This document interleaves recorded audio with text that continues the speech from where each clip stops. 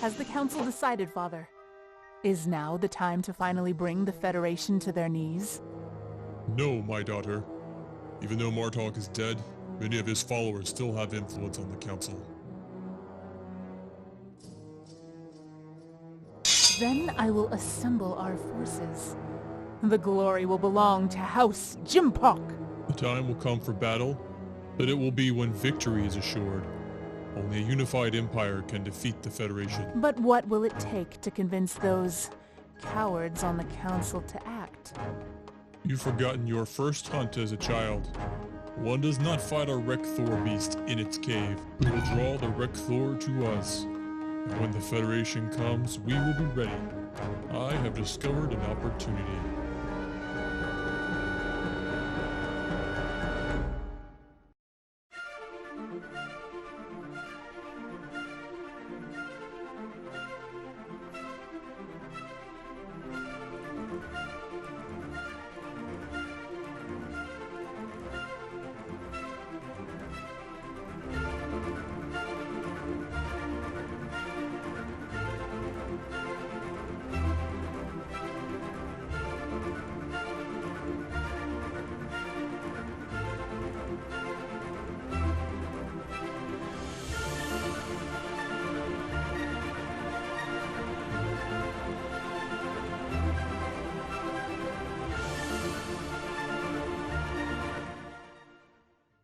Welcome to the next mission of Star Trek Hope. The name of this episode is The Quality of Mercy, and we're going to start with a personal log from our security officer, Lieutenant Isha.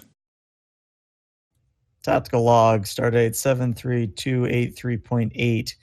Stress on the bridge is rather high due to a Cavort-class bird of prey that has been shadowing the Hope since yesterday.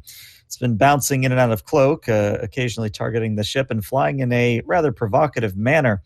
We've broadcasted the standard hospital ship greeting, yet this has not changed the Klingons' behavior. Unfortunately, it seems Captain Williamson is not amenable to any and all requests from either myself or Commander Lovely. We haven't been able to do so much as raise shields or take evasive actions. The captain views such things as, quote-unquote, aggressive.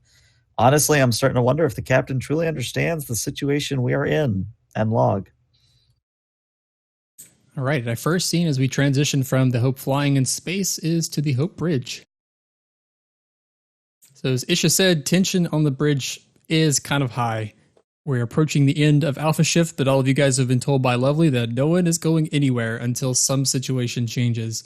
And actually, Isha sitting next to you, Grekin, as usual, he is not his normal self. He's usually leaning over, giving you jokes or messing around on your console. He is completely focused on what he's doing. And it's because the Klingon ship has been flying dangerously close to the Hope on several occasions and then falling back. And he's had to really focus on making sure the two ships don't collide. So he's all business right now.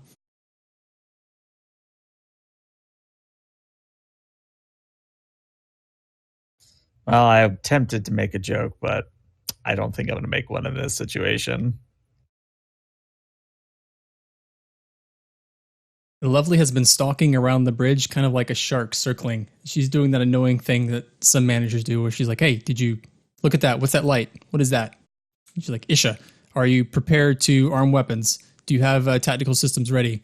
And she'll go around and just check everyone's stations. Like, Ensign Montgomery, are the scanners operating to peak efficiency? And that's what she's been doing for the last hour. So she comes around to my station and go say, yes, Commander, I have the program ready. It takes one button push. We will have shields up. All of it has been handled, sir. Would you please stop stalking behind my console? Very well, Lieutenant. And she walks behind 8 of 13. Are there any systems on the ship that we should be aware of? Is everything security-wise? Any incidents? None that I'm seeing, Commander. Looking over some of the scans of if we have any of the Klingon bird of prey, are weapons charged or is it just following us? Oh, its weapons are charged. Okay.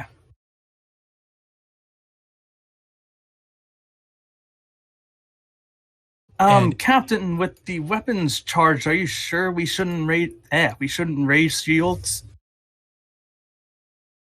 No, Ensign. I know this is a stressful situation, but listen, the Klingons, they're trying to intimidate us. I've seen this before. They want to test us to make sure that we are what we claim to be, and we're the ones that crossed into their territory, so they have every right to be concerned. But She just kind of heavily sighs and turns back to her station. Listen, everyone, I have full confidence in your abilities. We have no ill intention in our mission.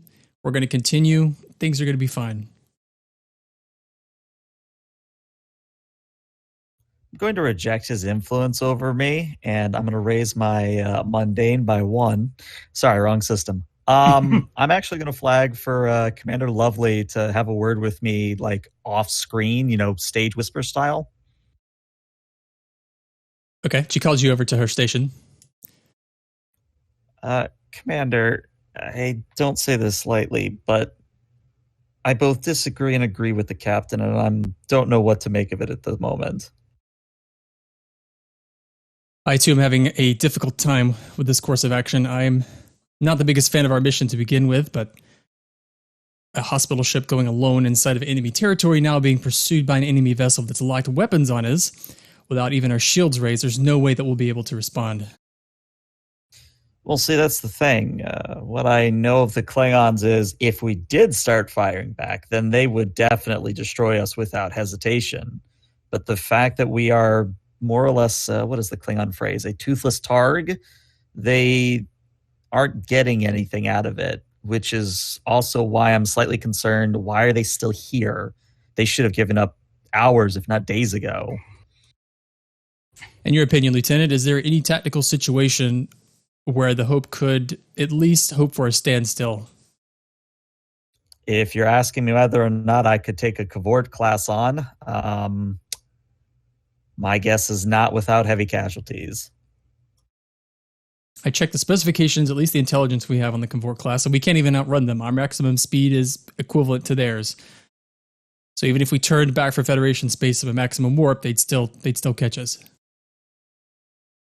Well, we're definitely not going to outrun them. And really, when it comes to a firefight, well, I shouldn't say when, if it comes to a firefight, most of our, I hate to say fangs, but our fangs, as dull as they are, I might be able to get 1, 2, maybe even 3 shots in. But if it goes any further past that, we're likely not to be long for this world. And you hear some beeps back from Grecken's console, and then he's furiously hitting some controls. On the main view screen, you see sort of like the side of the wing of the bird of prey moving out of frame. It's like it was moving in close, and he's just swooping the ship away. And he says, "Oh, come on, what's with this guy?" However, Commander, and I wanted to bring this to your attention before I brought it to the captains, I believe there might be a way to, shall we say, make it difficult for the Klingons to follow us. I'm open to any suggestions you have, Lieutenant. Well, if we suddenly started having problems with our port nacelle and started venting drive plasma, if they're following us at warp, as Grecken has shown, then it's possible that a little energetic plasma might be enough to at least shake them off our tail for a little bit. Wouldn't be a permanent solution, but it would at least show them we are at least listening. And the captain speaks up, "Excuse me, you two, is there anything I should know about what you're conspiring on over there?" Well, sir, we were thinking of having a Captain Williamson Day. We thought Captain Picard Day was a little too cliche, and we're trying to tone it down. Well, I appreciate that idea, Lieutenant. It might be good for you to take your station, especially at a stressful situation like this. I'm sure Mr. Grecken could use the support. As you wish, sir. And I sort of give Lovely a look, and then I go back to my... And on your station, when you rise a message from Lovely, she sent it from her console, and it says, "Let's get to work on nacelle malfunction, Lieutenant. Let's have that option ready." All right, I will send relevant details to Montgomery with sort of the subtext of don't tell the captain we're preparing this, but keep it as an option. You want an android to lie to his CO? I believe in you. Montgomery just look at the message for a second and then look up to Commander Lovely and then to Isha. And then just proceed sending maintenance workers to the nacelle to get prepped. There are a multitude of ways that you could essentially sabotage this nacelle if you're interested. It would be fairly easy to do. I got a few ideas. I mean, yeah, the key is to not actually sabotage us, but to look like it's a standard malfunction. So, sort of where the nuance comes in. Okay. While that action is happening, let's move on to main sickbay and see what the rest of the staff is up to.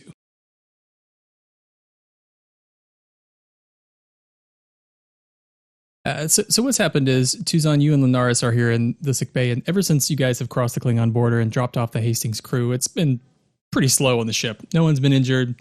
You've just mostly been walking around, doing tests and checking all of your supplies. The most excitement is this afternoon walked in Counselor Erin, and she's actually holding her arm. She says, excuse me, everyone, I had a silly accident. No, come in. We'll take any kind of action that we can get. What happened? I was playing Parisi Square with Ensign Serval, and she went left, and I went right, and then I kept going right off the ramp. That game is so dangerous.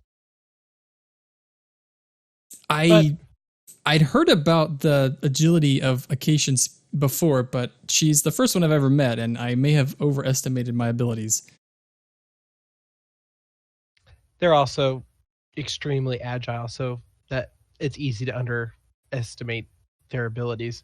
Hop on the bed here, we'll get you fixed up in no time. And you can immediately see that her arm is very broken. It, actually a little bit of skin has a protuberance from a bit of bone. It looks terrible. She should probably, it's surprising she's not in shock. So I have her lay down and start getting to work on her arm to fix the bone and get the dermal regenerator out. Why don't you do a medicine control for me, and Linaris, you can also assist. The difficulty is going to be a 1. We're going to do this to give you guys some momentum. All right. With surgery count as a focus? Yeah, sure.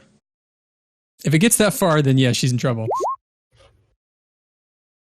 All right. I don't have anything that's useful here, but while we're working on her, I'm going to ask her how the crew's been holding up under the tension of crossing the border. Well, not very well, Commander, since you're asking. I've had several reports of stress, some small outbreaks in the lounge particularly. Several people are quite unhappy with our mission, and not to mention the vessel that's been tailing us. I have tried to reassure the crew that if they haven't fired on us yet, well, based on what I know about Klingon vessels, if they haven't shot us down yet, they're probably not going to. But I think everyone could use a little bit of space. Yeah, I've crossed paths with some crewmen and have been hearing the same thing. Was wondering if that's what you were seeing too. The Klingons are definitely giving us a run for our money when it comes to our mental capacities. And if you forgive me, Doctor, I hope this is not too forward, but your eyes are unlike any I've ever seen on a Bajoran before. Well,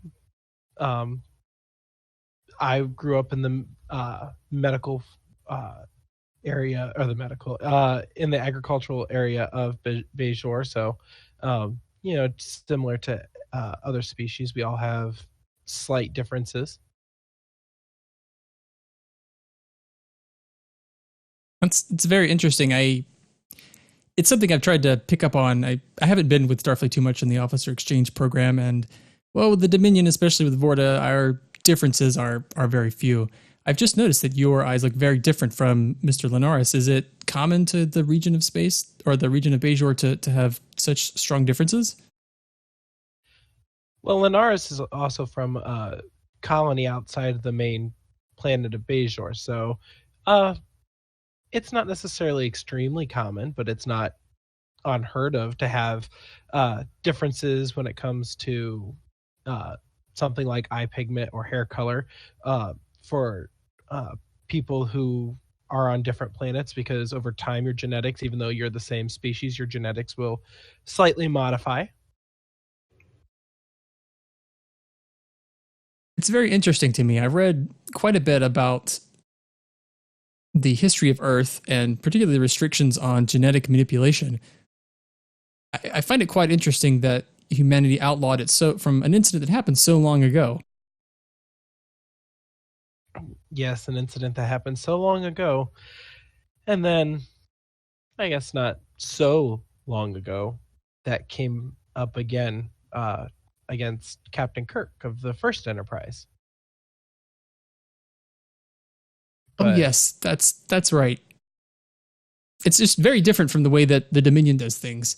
For example, if I, as a member of the Aaron group, or the Eris group, were to have a defect in my genetics, the founders would most likely have just disposed of me and made a new version. But if they'd been able, if they had the inclination at least to repair it, and they had the ability, that's interesting. I don't see much of a moral ambiguity there. If you could repair damage, much like a repair or damaged medicals or a damaged system on a ship, why would you not do it? Well, that was an argument for members at the very beginning of the Federation. In fact, the Denobulans, which we have a Denobulan doctor here on the ship, but the Denobulans refused to join the Federation at first due to humanity and Earth's ban on genetic manipulation, because they see it as, if you can fix something, you should. It took a little bit of time for everything to fall into place with that alliance, and eventually the Denobulans did join the Federation. But it has been, over the history of the Federation, a little bit of a moot point when it comes to some members joining. Thank you. I find it very fascinating. And what do you think, Specialist? Well, politics have never really been my thing, but here's a weird out of character question. Have I gotten any more headaches since we fixed the bug? No, you haven't. You felt pretty much like normal. Okay. I wish I could speak more to this. Dr. Tuzon, if I may, I would like to speak to you privately for a bit once we finish fixing up the counselor. Oh, that's not a problem. And I think at this point, you've pretty much repaired her arm. This is an effortless procedure for you guys. It's something you can almost do in your sleep. Mm-hmm. And within a moment, she's all healed up, and she says, "Oh, thank you. This is almost as good as new. I will promise to remember my limitations, especially when I'm going against the more agile members of this crew." Just take it easy for a day or two. Let everything completely set and heal properly. And please do take it easy on Farisi squares. Maybe try a game of Mind. Have you ever heard of chess from Earth? I have heard of it, in fact. I might have to call you down here just to play a game with you, just to see how well you can do. Well, I would certainly look forward to it, Commander. I don't mean to take up any more of your time. I might go for a walk in the Arboretum. It's actually my favorite part of the ship. Sounds like a great way to relieve stress. Thank you again, especially thank you, Specialist. Of course. And I'll walk Counselor to the door. Have a great day, Counselor.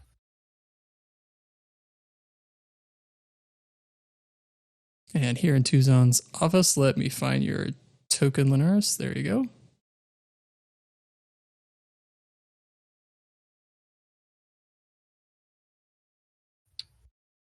Linares, you wanted to speak to me about something? Yes, and he has like a data pad with him. Over our experience with the unknown vessel, have you ever heard of the Silverbloods, Commander? I have seen the name come across a report or two that I've read over time. Never had personal experience with them, although if I remember right, the Voyager's doctor had incredible detailed logs about the entity known as Silverblood. That's kind of what I came here for. I think it's easy to say that what we encountered on that vessel is similar to the encounters that the Voyager had, and he'll tap his comm badge very quickly. Specialist Linares to Ensign Montgomery. Montgomery speaking. How is that sample you took from the vessel coming along? It's still in its environment, but it's not progressing. I believe it is deteriorating. Interesting. That's all I needed. Linares out. Considering the Voyager crew's experience, I think it would be best that we possibly get in contact with them personally, see if maybe we can get a little more first-hand insight compared to what's in Starfleet's computers. I don't disagree with you there, Specialist. It's always nice to have a first-hand a first-hand experience person when doing research. However, where we are currently located, I think it's going to be a little more difficult to get a hold of people from Voyager. Oh, certainly. It's a problem we'll probably have to address later rather than sooner. Do you really think that this ship will fire on us? Because if it does, we're gonna be busy if they do. I personally like to be the optimist in the group and say that they won't. They haven't yet, and as long as they are not provoked, they won't. At least that's the Klingon way, and if they decide to break that, well, we have a case against them pretty easily by broadcasting that we are a medical ship that came under fire first by a Klingon vessel. But I agree. If we get fired upon, it won't take much, but we will be very busy when that happens. Well, let's just hope that you can keep that an if and not a when. I agree with you there. But back to our Silverblood. Have you looked into the holodeck programs to see if there's the doctor, him being EMH, they could have easily made copies of his memory banks that and loaded it into a Holos program that you could load up and be able to ask him questions? Actually, I hadn't thought of that. I'd go do that now, but I think with this Klingon ship, we have a bit more pressing matters to attend to. I think you're free to go ask the doctor some questions. You'll know when it gets busy around here. So if we need you, we'll give you a call. Of course. In that case, Linares will get up and, however we decide to do this, he will go to the holodeck. Okay. Let's say, Linares, as you're walking out and heading to the holodeck, let's maybe jump back to the bridge crew. So I think at this time, have we been at warp? Oh, sorry. No, I think you guys have been at warp for a little over a day. The Klingon vessel has been following you for most of that entire time. But I was going to say, at this point, I think you probably have Operation Sabotage the Nacelle, or Fake Sabotage the Nacelle. Kind of, you've had time to work that out. Okay. Because also, at the ship sustaining warp for a long time, that actually we do have to disengage every now and then to do recalibrations and everything like that. So we actually might have to drop out of warp to do repairs, just typical maintenance stuff. I think we said you guys wrong. I think we said you guys are traveling at warp 6. Yeah, 6 sounds about right. Because it's typically they have the sustained speed, and it's only for however long they can keep that speed up. Usually it's like a day and a half. Depending on how advanced it is, yeah. So you guys alternately could just use that as an argument to the captain to drop out of warp. Yeah. What do you guys think? That's something you want to do? Drop it a warp? With the I Klingon mean, on us? it does give us an opportunity, but you're the ops individual, so I think Montgomery would have to make that call. It wouldn't be something that Isha would bring up. Yeah, so Montgomery's going to stand up and go towards the captain. Like, Captain, I have a data pad here with your need approval. Oh, hello, Ensign. We have to drop out of warp. We have sustained high speeds for far too long, and we need to do recalibration and make the engine. So Montgomery, are you making more of an engineering argument to him about how it's necessary for the ship to drop out of warp to recharge or do whatever? Yeah, to do any maintenance work and routine stuff. Let's maybe do an engineering presence. Like maybe the only time you're ever going to roll engineering presence here. Let's do a difficulty 3. Engineering presence. Could I say reason? Because I'm trying to reason with them. I think it's presence because you're trying to convince him. Okay.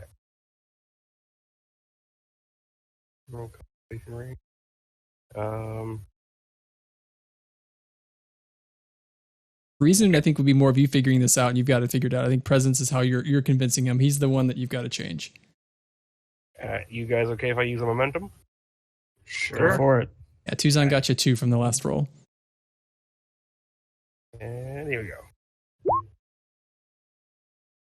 There you go. That's all you needed.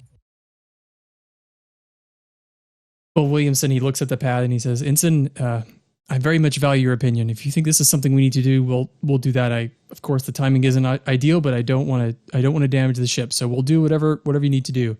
Lieutenant Grecken, can you work with Mr. Montgomery and take the ship out of warp? He's found that we perhaps need to reduce our speed so that we don't harm the engines in any way. And Grecken's like, yeah, I can do that. Yep.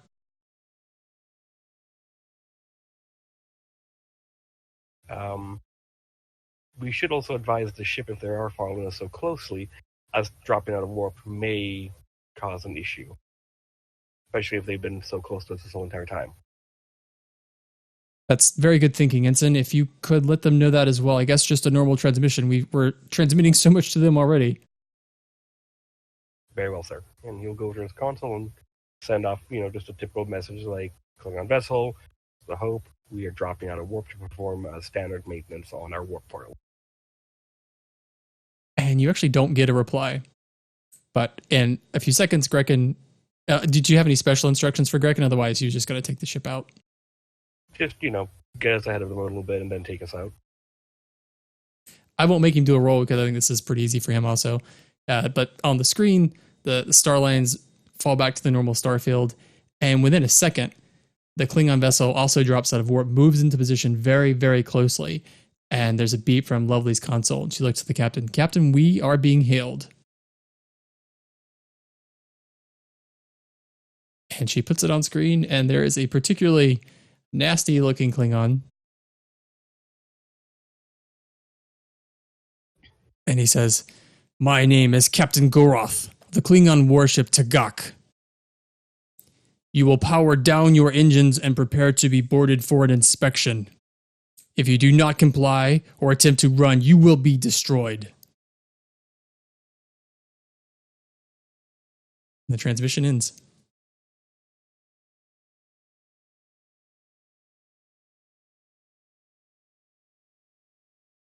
That's alarming. I'd say it's actually quite expected. Should we be on standby in any way, Lieutenant? I mean, what they're going to do, if I know Klingons, is they're going to come aboard. They're going to throw a fit about some random thing. You can either use it as a justification to ruin medical supplies and, basically trash our ship, or they're going to find some excuse to impound us. And the captain says, well, it is a part of the articles that as a hospital ship, they do have the right to inspect us to make sure that we're not carrying any contraband or weapons that would violate that status.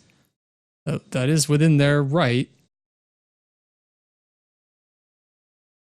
Out of character, remind me, the medical supplies we're carrying, how perishable and or replaceable are they?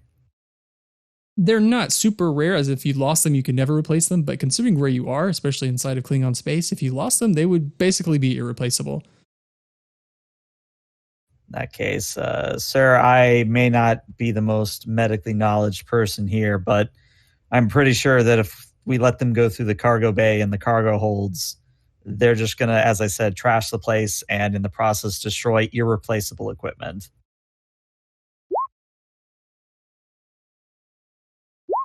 Well, Lieutenant, we can hope that that's not their intention. The articles very clearly state that they should just inspect to make sure that we're not doing anything wrong, and they should leave. I think we should expect them to follow those rules they have so far, and just not give them any reason to expect that we're going to behave in any way that's counter to, we don't want to create a situation where they can exploit that, and we don't want to be seen as any kind of aggressor here. This was D&D. I'd ask if I could insight the captain, because you can still insight the captain. A lot of dots are starting to connect in Isha's mind. Like, the captain he should be a little bit more concerned than this, especially as the captain of a hospital ship.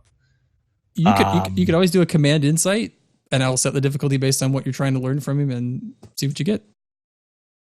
All right. It's probably not the case, but Isha is thinking that whatever's going on with the thing in the back of his head, the brain tap or spine tap, whatever it was, she's starting to wonder if he's either been lobotomized and taken over, or if it's, hell, even if it's one of those things called the bug things from TNG. Oh, God.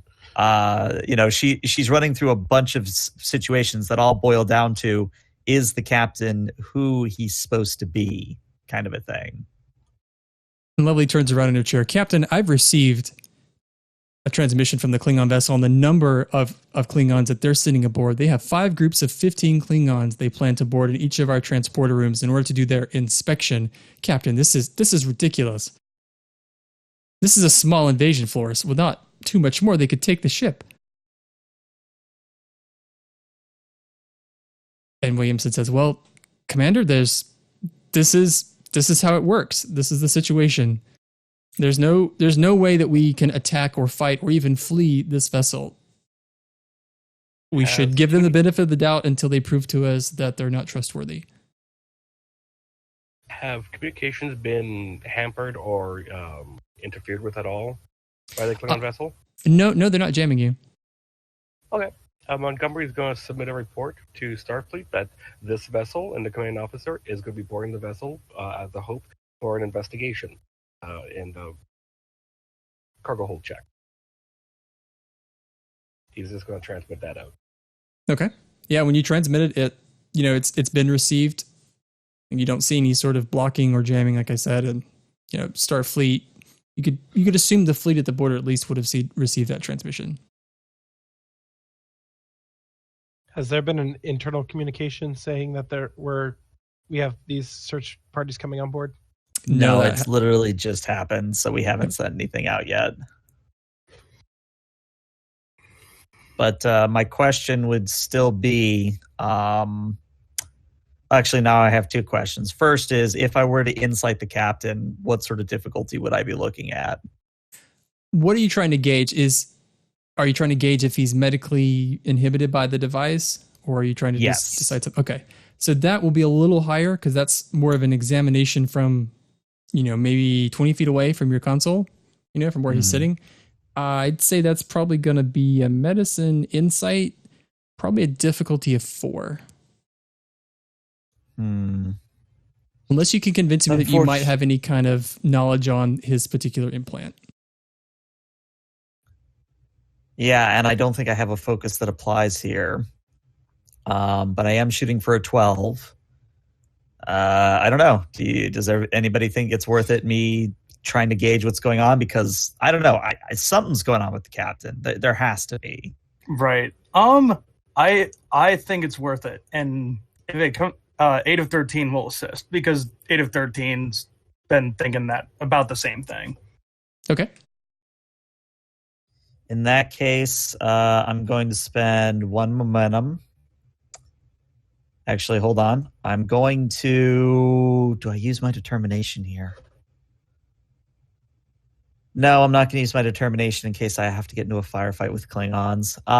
So I'm just going to roll 3 dice, so 1 momentum. Tell me how you're going to be assisting.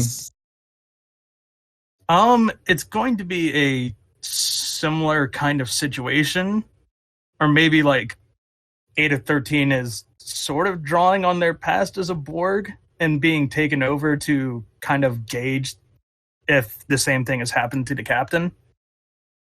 Okay. Yeah, I can buy that.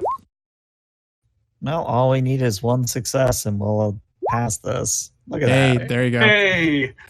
Isha, what you can tell right away is, I'd say, yeah, your first aid focus probably would apply here too, but it doesn't look like the captain is medically inhibited in any way. He doesn't look like he is unable to perform his duties, and it looks like he's understanding what's going on. He doesn't look like it looks like he comprehends what's happening and he's able to make decisions. Like this implant is not stopping his brain's ability to work.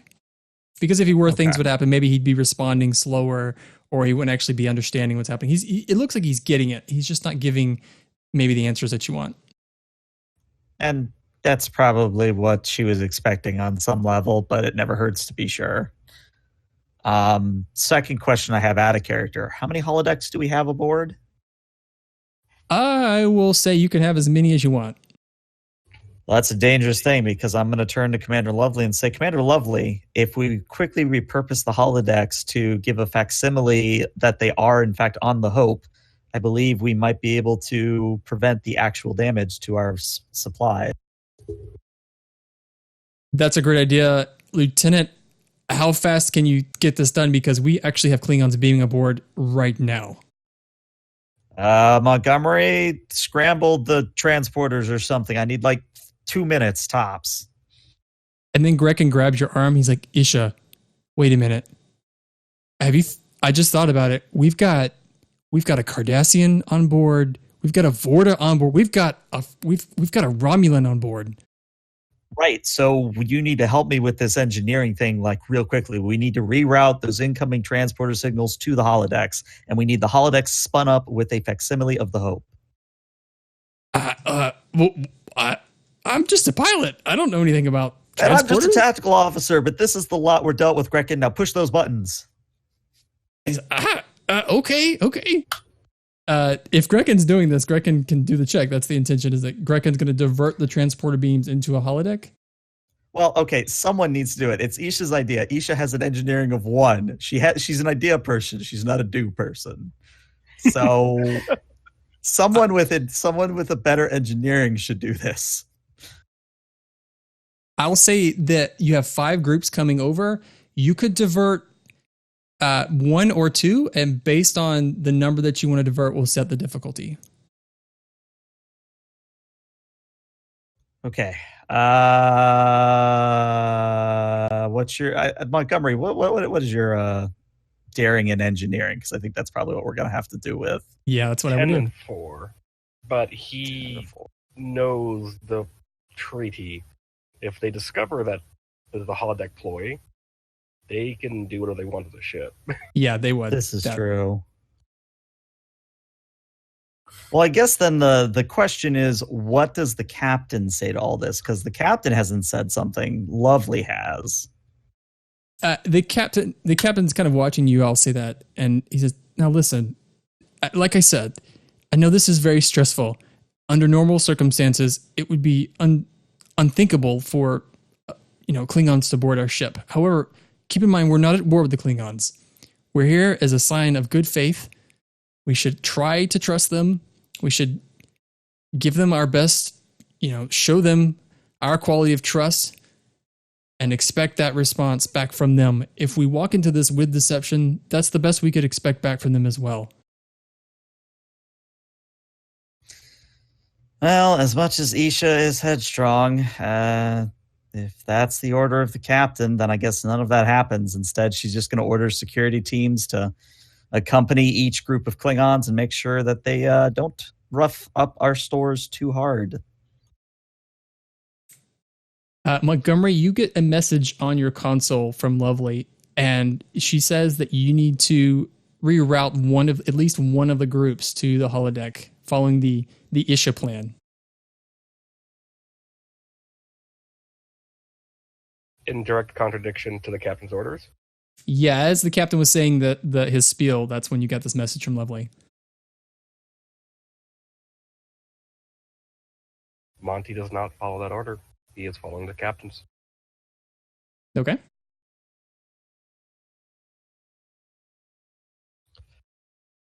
All right, so let me show you guys what we've got here. So I've got an MSD of the ship. I tried to put everybody where I thought they would be. Actually, Linares, let me put you in sickbay because that's where you were. Actually, you were walking to a holodeck, so you're probably like right here. Careful about the warp core, guys. There's a Weyland-Yutani symbol there. Face huggers for everyone. So what we've got is I've got each group of the Klingons. So there's 2 in the back, 2 groups. There's 2 more towards the center of the ship. And then there is 1 group that's beamed up very near the bridge. Now keep in mind, each of these groups is 15 Klingons. So they've all beamed on the ship in the transporter room, each of the transporter rooms of the ship, and they're starting to move through. So I've dropped in tokens. So this is where the science lab is, where the bug guy is. Actually, since we already called it out, I'm going to reveal this is where Lupus is. This is where Aaron is. And this is where Kapara is. Oh boy. And is all of our cargo bays here? Oh, your cargo, yeah, the big cargo bays, yeah. Linares, I should say the cargo bay that we are highlighting here is of particular importance to you. Yeah. Yep. Montgomery is going to stand up and look to the captain. He's like, Captain, may I go down to the cargo bays where the Klingons will be in? I will ensure that they do not disrupt anything too drastic. That sounds like a good plan. Ensign, is there someone else that could do it besides you? Your presence on the bridge is very important. No one's told Tuzan about it, or he would. There's not been a shipwide announcement about Klingons coming on the ship, yeah. Good. I do feel I'd be the best because I'm an android. If they were attempting to get rough with anyone, they would have a very difficult time with me. That sounds like a good plan, Ensign. If you could go to the cargo bay and see that they, find whatever they're looking for and inspect whatever they need to, if there's no problems, it'd be good to have one of the senior officers on that. That's a great idea, Ensign. And he'll also send out a message to his person that he's in charge of, since he's ops manager, to let them know that Klingons will be inspecting and for them to comply with any of the inspection requests they have. Yeah, and I think at some point I'm actually just going to turn and ask Captain, should we make a shipwide announcement? That's a great idea, Lieutenant. Could you get on that and mention too that we are working in cooperation with the Klingons? They are not attacking the ship, and everyone should let them do the inspection and try not to interfere. I push the button and I say to the ship, attention all hands, this is the bridge. We are being inspected by our Klingon guests. They are to be treated as such. Please comply with any and all demands that they make. Thank you. Then I push the button again. And hey, Linares, as you hear that announcement, you turn a corner and there are 15 Klingons headed your way. Kind of looks surprised. At this point, am I still near that holodeck I was going towards? Yeah, I think your holodeck was probably right here. You probably almost made it. Okay. Can I help you, sirs? One of the Klingons walks up to you. You notice he's armed. He's got his pistol. It's actually not, his pistol's drawn. He doesn't have a rifle or anything. He kind of looks at you and he gets close. What is your function on this vessel?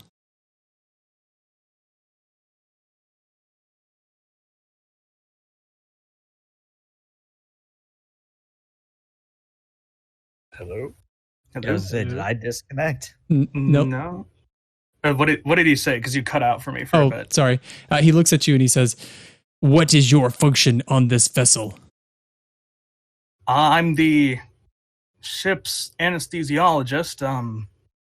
If anybody needs surgery, I'm the one that helps them stay calm or just make sure they're unconscious for the ordeal. And the other one looks at his friend. What is an anestheg? What is this term? For lack of a better way of putting it, I make them sleep for the duration of whatever help they need. And then the second Klingon says, look at him. He's completely afraid. And he kind of raises an eyebrow. I'm not sure if afraid is the right word. I'd say concerned. But whatever it is you gentlemen need. The first one says, I thought Bajorans were warriors. Now that I take a look at you, there's not much to see. I could say the same thing about yourself. Continue with your investigation as you please. And the second one turns to him and starts to laugh. Ha ha ha. I like this one. And as they continue, notice several of the medical personnel walking by are sort of shocked. They were not expecting to see Klingons, but a small group has listened to your exchange. And one of them says, you will take us to this place where you keep this medicine that you speak of. And he just kind of nods subtly and is like, of course. And he will, I'm assuming, take them to sick bay? Is that where most of our medicine is stored or not really? That's probably the closest place. Okay. All the rarer medications that need to be a closer eye on would be in sick bay. Okay. Yeah. I would like to do one thing. I still have a data pad on me from my conversation with Tuzon. Would I be able to lock on to my precious cargo, as it were? At least look at the life signs and such and see how he's doing? Sure, I think so. Would you have set up a program beforehand to do this for you? If it's possible, if I did before this happened, sure.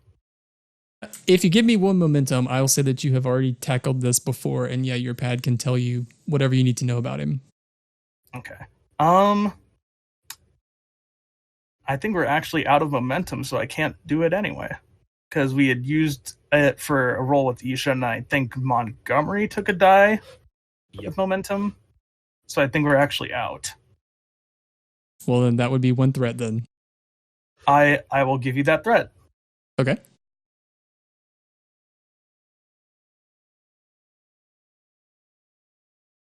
Just take a glance down at your pad. He looks fine. Well, relatively speaking, fine for him, yes, he's that. Okay. Oh boy, he's got to try something. We'll wait until we get down to sick bay for him to try anything. Okay. Are you taking him to the sick bay where Tuzon's at? Yes. Okay. So let's see, moving back to the MSD here. What we're going to do is we're going to put Linaris, you, and these guys, Delta. And you guys are going to be on your way to sickbay. Talking about these guys. Mm-hmm.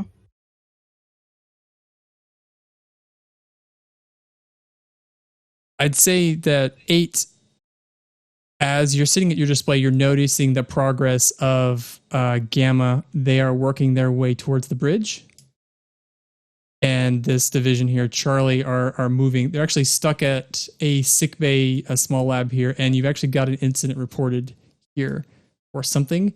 And then Beta is moving into the cargo bays and Alpha is moving forward. But you do have a security report of an incident at the sick bay. Would I be able to get to the cargo bays as Beta and Alpha were getting near?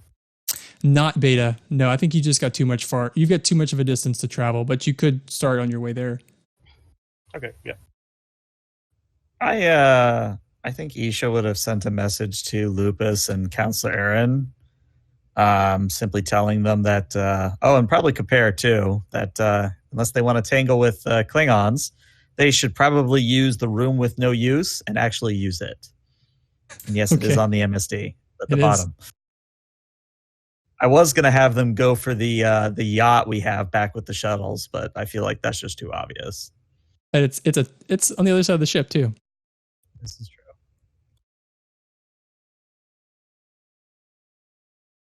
So maybe let's move back to the bridge. And Montgomery, I'm going to take you off. And But before I leave the bridge, I just want to give a side eye to Lovely, like, to see if she's looking at me, because, just want to see. Oh yeah, she's looking daggers at you. She knows that you ignored her order.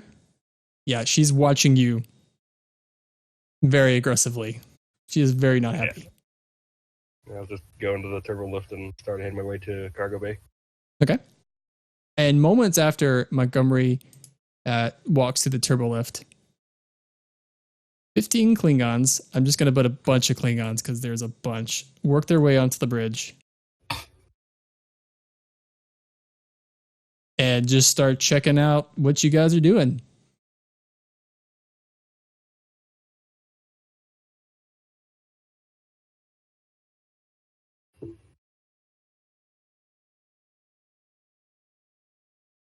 Yeah, Isha, they're, like I said before, they're all armed. They have disruptor pistols. And they're, checking out consoles. They're looking at each of you. They haven't really talked to you yet, but as they walk on, the captain stands up out of his chair and he says, Hello. My officers and I are complying in accordance with the articles. There's no need for violence. As you can see, we are, as we said we are, a hospital ship on a mission of mercy. And one of the Klingons actually walks over to your station, Montgomery, after you've left, and he starts kind of looking around, hitting a few buttons. One of the Klingons walks over to you, 8, and he looks at you and he says, What kind of creature are you? I am a Ryzen. I was formerly a Borg, but I managed to be freed, and I decided to serve on this ship. And he shouts in Klingon to the rest of them something about Borg, and several of them, I'd say 4 more, walk over to you.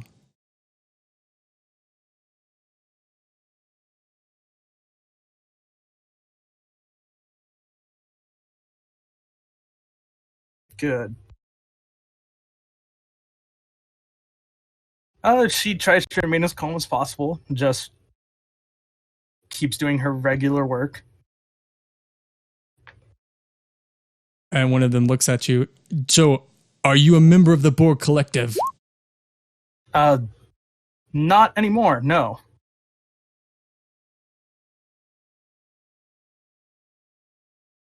At one point I was freed, and now I have my own free will. So, and what is your purpose on this vessel? I work as a security officer. Ha!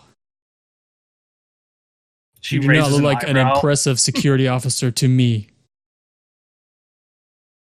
You would be surprised.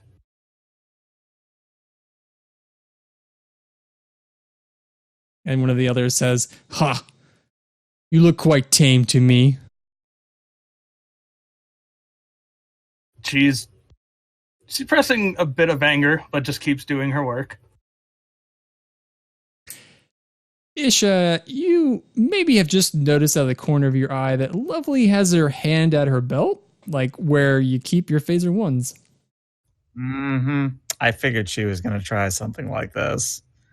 I just shoot her a quick message like, no.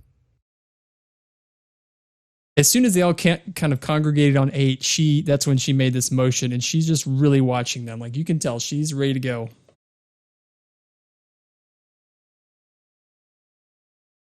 Grekin, if it's even possible for a Tellarite, has gone like three shades paler, and he's turned around in his chair and he looks completely mortified.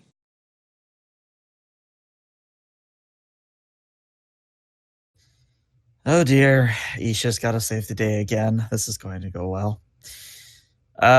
So Isha stands up and more or less just says to everyone on the bridge and says, tell me, are you Baktogs going to actually look at something, or are you just here to piss around and not eat gah? One of the Klingons notices you when you said that, Isha, and he says, what type of creature are you? Well, I am one of your worst nightmares, and I don't actually use the power, but I conjure up a little bit of fire and just sort of have it dance around my hand. And maybe his buddy, and they walk over. Are you in charge of this vessel? I am the chief tactical officer, but if you want the captain, I point at Captain Williamson. And then another one of them says, she is the most disgusting looking female I have ever seen. Coming from coming from someone whose mother was obviously a stillborn Targ, I'll take that as a compliment.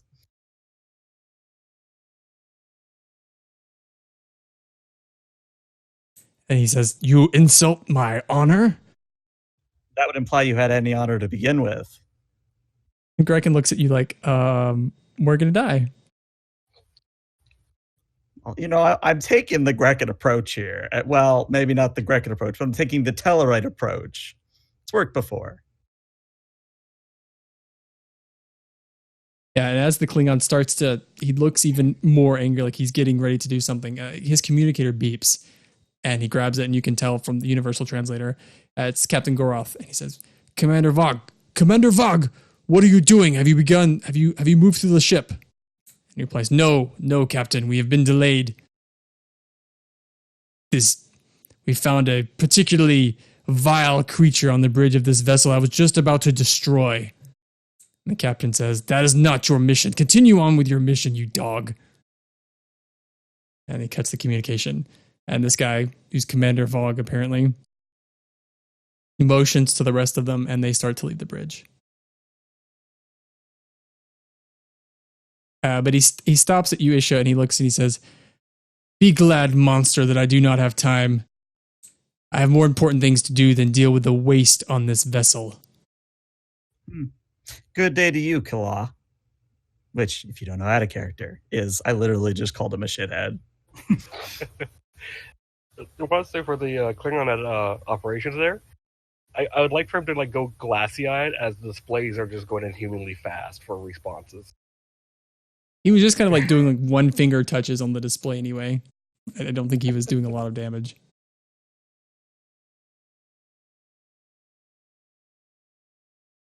All right, so moving back to the MSD, let's see where everybody else was. Let's see who else we may have missed here. So Montgomery, I'm moving you to the cargo bay. We're going to go through a few scenes before you actually get there because I think you might have the furthest to go. You're kind of going on the other side of the ship. Okay. And then I'm putting Gamma here on the bridge. And Beta is still in the cargo bay. Alpha has moved down to sort of like this part of the ship. Isha, you did get a transmission on your console from Kapare. He says he's not really sure what to do or where to go, but he is willing to take any instructions. You have not gotten a response back from Aaron or Lupus. Well, I tell Kapare he's got three options. He can stay where he is and hope the Klingons don't find him, which is not a good option. Option 2 is he goes to the room with no use, because we don't use it. Why would the Klingons go there? Option 3 is he goes to the holodeck, engages a random program, and tries to blend in.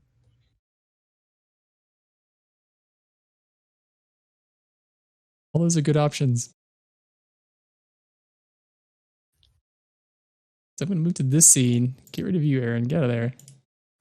So Tuzon, you're just doing your thing, maybe cleaning up the sick bay, when in comes Linaris, and behind him are many, many Klingons.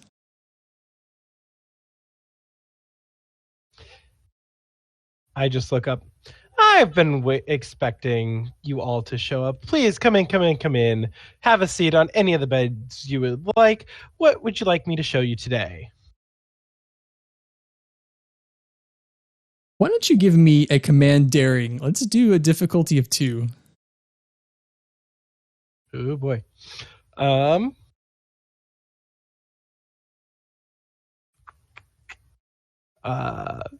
Would survival work as a focus? No, sorry. It's worth a shot. We'll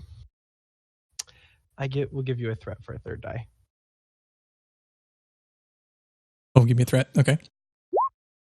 Hey, we got momentum out of it. They seem quite surprised by this statement. They are used to fear. They've seen fear since they came on the ship from everyone, and you don't seem afraid at all. And they're kind of taken aback by that. And not to mention their exchange with Linaris, who also stood up to them. They are a little surprised. And one of them actually walks in and he says, "You are a medical doctor, correct?" I would be the chief medical officer of this vessel. Yes, I oversee all medical research as well as any operations that happen on the vessel. I'm the head doctor when it comes to evacuations and medical emergencies. And he speaks lower. "Are you also familiar with dentistry?" Dentistry is not my strong suit. However, I have had to perform dental procedures before. We also have a dentist on board as one of our many different doctors that we would be happy to take a look at you if you have a concern.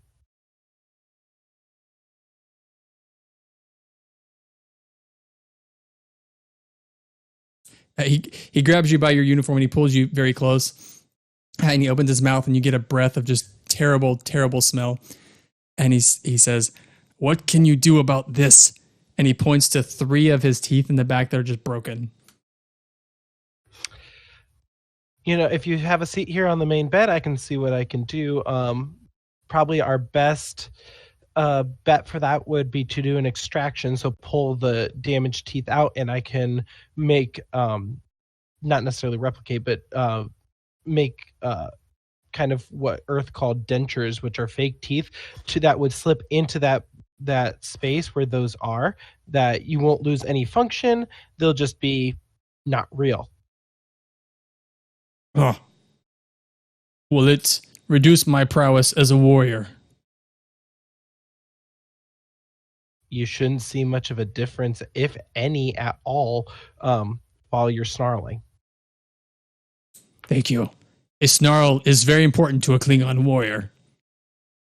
So I've heard. I've had several different interactions with Klingons in my various postings around in my time in Starfleet. So yes, please, here, have a seat on the main bed here. Let me just get a few tools and see what I can do. And while this is happening, this exchange, Linaris, you notice the other Klingons they're rooting through sick bay. They're making a mess. They're opening containers and throwing things around. Just knocking supplies over. Occasionally they'll find something they like and they'll pocket it in a container or a pouch they're carrying. But they're just sort of ransacking the sick bay. And what they don't realize is Tuzan is making note of everything that they're taking, going, "I'm going to need those back when they leave."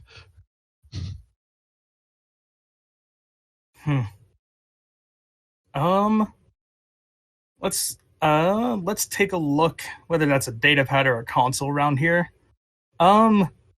How close is that beta team to my cargo? They're in the cargo bay. Good.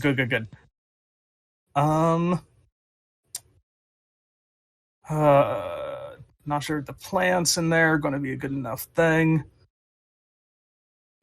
Linaris is going to try something, if it's at all possible. Would we have holo projectors in that cargo bay?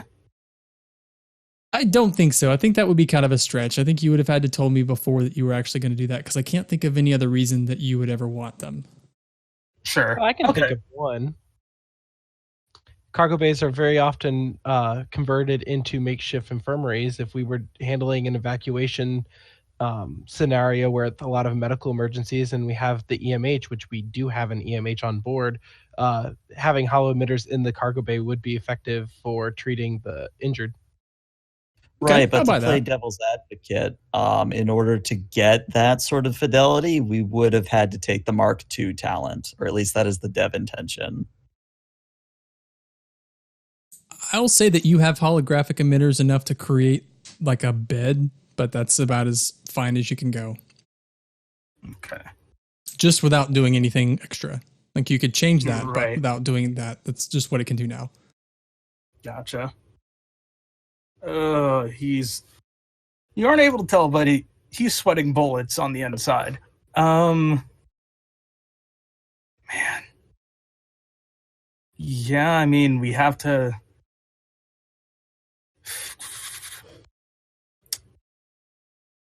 Okay, they're in that cargo bay.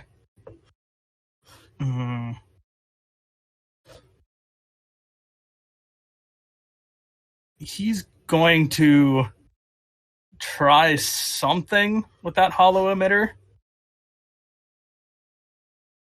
Okay. Well, no, because that box isn't open. I'll say your pad can tell you that Montgomery is almost to the cargo bay. Okay. He's like in the hallway, about to enter the doorways. He's very close. He's been traveling for a while. Okay. He won't help. Ensign Montgomery. Yes. While you're in the cargo bay, just make sure they're not too rough with some of the stuff that's in there. There's some. I'm growing in some important plants, and I prefer that they don't kill them. I will do my best, but they do have the discretion to look into the container. Of course. Thank you, Ensign. All right. So Tuzan, are you actually going to fix this poor Klingon's teeth? Absolutely. Trying to better the relationships as much as we can here. Nice. I'd say with a quick examination, you can tell that, yeah, he has some very messed up teeth. He's not been taking care of himself. I think that actually, if you want to repair the problem that he pointed out, that's going to be one task. If you want to repair all of his teeth, that will be a task that just takes a little bit longer. I'll start with what he told me was wrong. And then at the end, I will say, well, I've noticed some other things dental-wise that you need some assistance with. If you would like to schedule an appointment to come back and have us finish everything, we'd gladly do that for you. As someone who's literally been doing this dance with the dentist for the past 2 months, I feel this pain. I know exactly what you mean. That's why I brought this up. This is from real life. But Tuzan, I think in this case, this is a medicine daring. I think dentistry with a Klingon is daring. And I think to fix his problem, it's a difficulty 3, but I'm going to make the complication range a 3 also.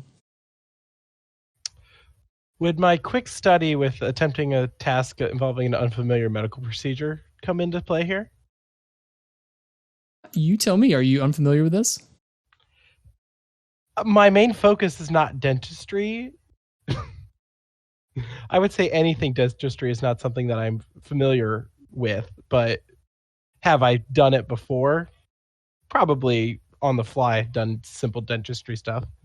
Okay, I only ask because, yes, I'll give you that bonus if that's something you're not familiar with, but if you also get a complication, I'm going to ride that wave. Okay. Sounds good. But that ignores the difficulty increase, so would that make it now a difficulty 2? Yeah, I'll do 2. Alrighty.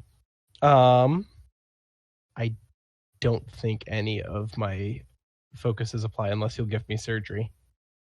In this case, it might be a little of light surgery, yeah. Alrighty. Then I'm also going to give you a threat for a 3rd die because I have bold medicine. Okay. I'm going to re-roll that 0. Well, it was worth a shot. Ooh, that's an 18 though. The Yeah, complication well, it range was of 3. 17 before. Either way. So what do you want to do about the passed. complication?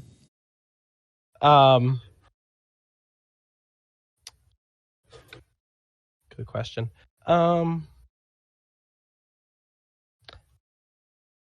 What would the let's ride the complication out. We'll see what happens. Okay.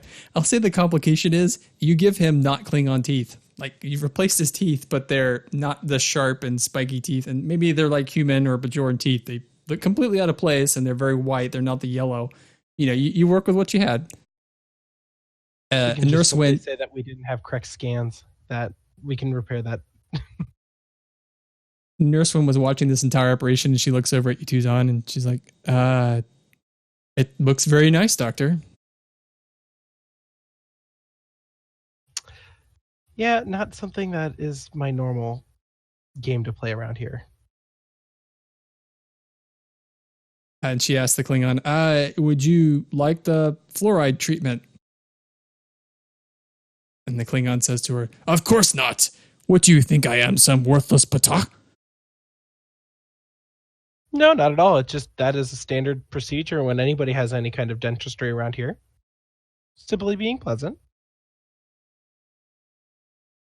And then one of the other Klingons says, Movak, stop screwing around. We have other places to go. And he jumps off the table and he's smiling. And you notice like half of his smile now is half human teeth. But he seems quite happy with it. I asked the group of Klingons, where are you off to next? I might be able to assist. We are headed to the front of this ship. There is apparently a large gathering area.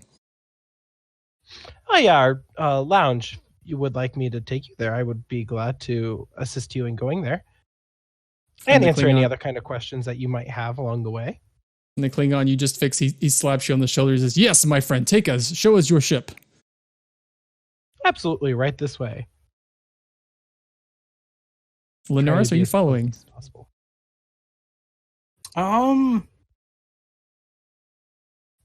He's going to start walking towards the cargo bay because he is very concerned.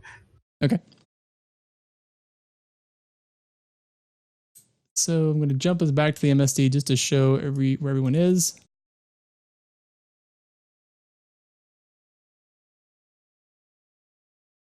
Montgomery, I think you finally made it here. You're going to be our next scene, but let's see. Tuzon, Linaris, going to have you breaking away. Delta's that group. Delta is walking to the lounge where Kapir is, and this group has made it to the Arboretum where Aaron is. And Gamma has then moved away to another part of the ship.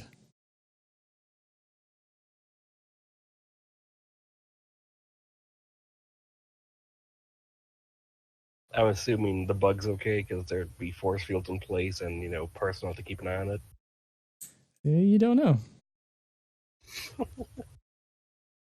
Montgomery, you walk into a cargo bay with lots of Klingons, and they have open cargo bay containers. They have things strewn everywhere. They are ransacking the cargo bay, essentially.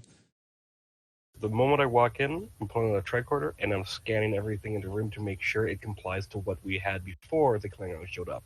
So they're not taking anything. Oh, they have taken a lot. Well, I'm going to go to the nearest one that has any of the possessions. They've been beaming them off, actually. All right. They've been beaming a lot of the containers up. What they're doing is you see this as you walk in. They're opening containers. They're kind of ransacking or rummaging through them. And then they're putting something on them like a transponder. And then if they want it, it beams off. If they don't, they just leave the mess they've made and move on to the next one. Ensign Montgomery to Captain Williams. Yes, Ensign, this is the captain. They are beaming our containers off the ship. Which containers, Ensign? And I'll just send them an updated list as I'm going through, and I'm going to approach one of the Klingons. Hello, my Klingon friend. And the Klingon snaps around and looks at you, and he's kind of fumbling for his disruptor. What are you? I'm a crew member of this ship. Is there some reason that you're taking these containers off vessel? Yes, they have not complied with our inspection orders. They are They are not compliant. How so? They are not compliant. Give me a specification, please. As I I understand don't it, take they are orders from clearly you. labeled. I'm going to get up real close to him. They are labeled, identified, and marked individually. The containments. Yeah, I can't speak now. The contents. The contents. Thank you. I kept wanted to say contaminants. The contents of each barrel and each box are clearly labeled and marked. You can verify them with a simple scan. The captain has decided that these containers have violated the treaty and has deemed to remove them. Is that so? Then I wish to have these violations logged and sent to us. What manner of creature are you? Apparently, you can't seem to distinguish a human. But if you really want to know, I'm an android. Looks at you. Do you challenge my honor? I challenge your intelligence, but that's just a byproduct of my design. And he pushes you, Montgomery, and doesn't really don't push you budge. very far, but he does shove you, and he's pulling his disruptor. Just going to look at his disruptor and is like, am I in violation of something now? Have I impeded your process to investigate? As far as I've seen, I've questioned your methods. Or are And you when- simply threatened by me? One of the other Klingons calls off, No lore, what is going on? And he approaches with, say, 3 other Klingons here. And he's no lore here, he's got his disruptor raised. He was actually getting ready to, maybe shoot at you, but as the other Klingons approach, he's kind of backed down just a little bit. But they all have their weapons drawn also. Your comrade Lori's- is inexperienced and scared. He says, you are correct. No lore is just a coward. Unfortunately, we drag on our vessel. What is it that you want, Federation officer? The containers return. They are medical supplies that are needed for any assistance we need to render to anyone in need. That includes other Klingons. If we were to encounter a vessel of Klingons and did not have the proper medicine because they were taken here, we could not assist them. Our captain has decided that these supplies are necessary, and we will distribute them ourselves. It is not your mission to aid others. In this way, you are aiding us. We are a hospital ship where we require these supplies to help anyone we can. You But are I a did not strange-looking take Klingon. creature. What kind of creature? What kind of animal are you? Android, humanoid design. I've always wanted to engage an android in combat.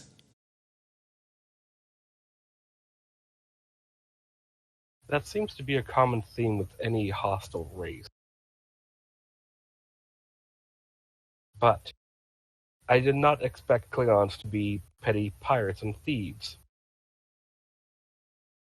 I'll be making a full report that will be sent to Starfleet and also to the Klingon homeworld that will label your vessel as pirates. You are taking items that are not covered by the treaty. You can inspect and you can open the containers, but you cannot take them. And he laughs. Yes, you should file your report.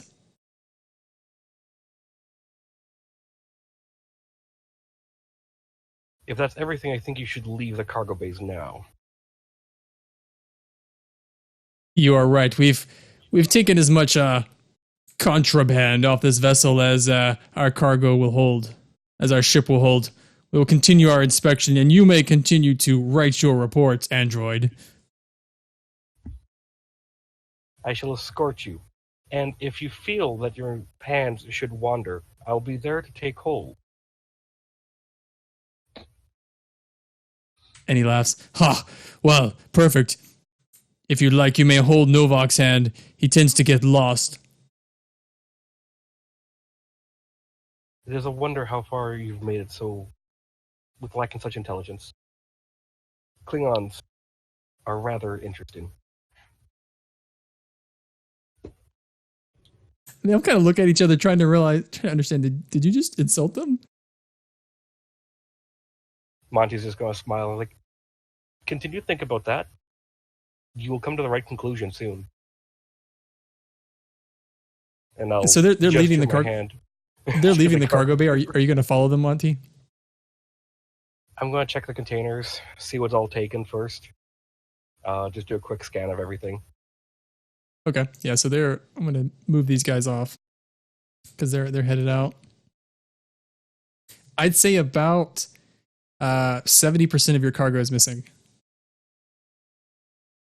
What they have left is mostly the harmless stuff that you could probably replicate, and that's like, just the simple, common, everyday medical supplies. The harder to find stuff, the things that you guys wouldn't be able to replicate, you'd actually have to get from somewhere, or a supply area. That's what they've taken. The rarer stuff, though, was kept in sickbay, correct? Some of it. So it's probably like the most of the stuff is kept in the cargo bay, and you guys take as you need. So there's some of it in the sick bays where it's actually being used, but I think your stock would be here in the cargo bay. All right. Well, I can only do so much with the treaty. And I think about this point, Linaris, I'm going to throw you in the scene. Yeah, I'm going to check for his plants. Yeah, I guess that's my first question is my box there? Linaris, maybe it's a shock to you as you walk in this cargo bay. You've been here several times, and it is mostly empty. You do not see your box. Oh, good. It's not here. They have been beaming stuff off the ship. I have let the captain know, and the rest is up to him now.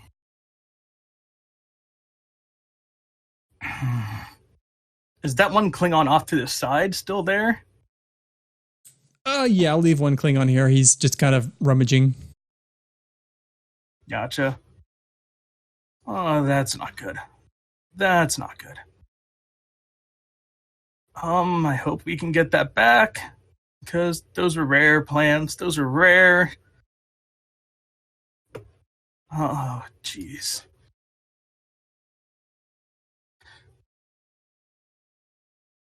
I'm gonna go up to this Klingon and just usher him out. Like, no, you're done here. Out.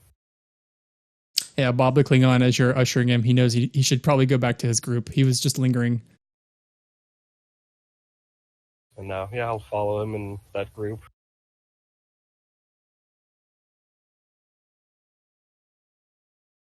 So, Linaris, alone in the cargo bay, is there anything else you'd like to do?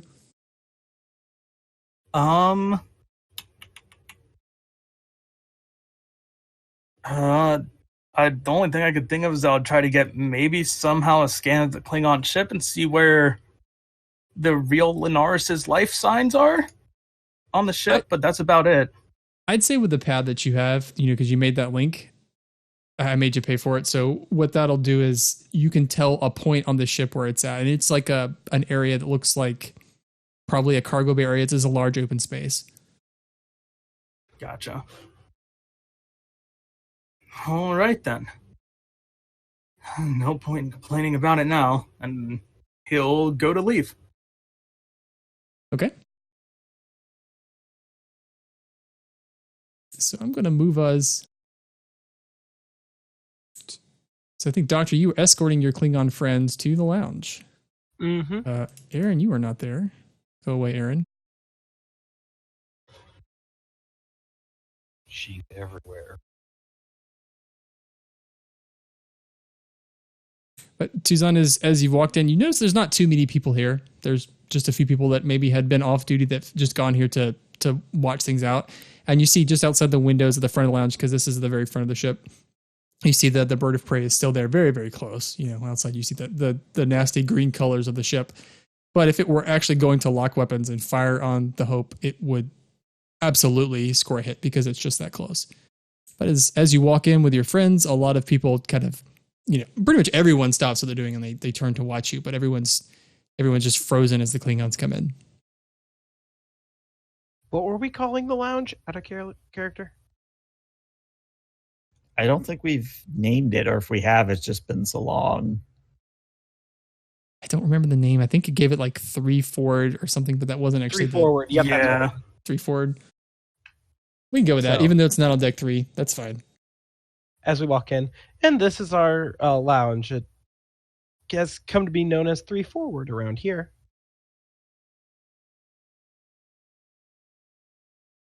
The Klingon with the nice teeth.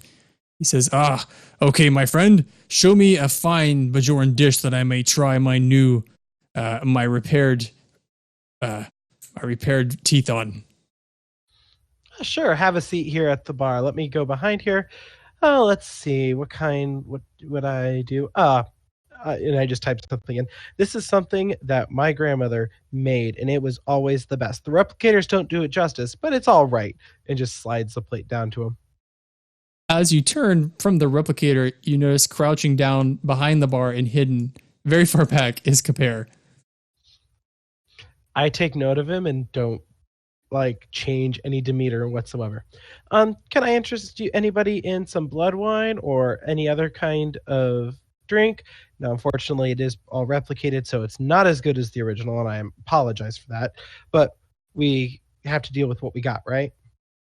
When you mention blood wine, the Klingons drop whatever they were doing and they all head to the bar. You notice then how very, very close they are to Kapare. And also, I should mention, somehow, Kapare got a phaser. I see it and just kind of keep going, just taking a note. Not necessarily looking down, other than just to notice them. So, blood wine for everybody, I take it? And your Klingon friend, he shouts, yes, blood wine for all of us, including you, the fine doctor who took away my pain. All right. Now, again, for warding, it's replicated. It's not great, but it gets the job done, right?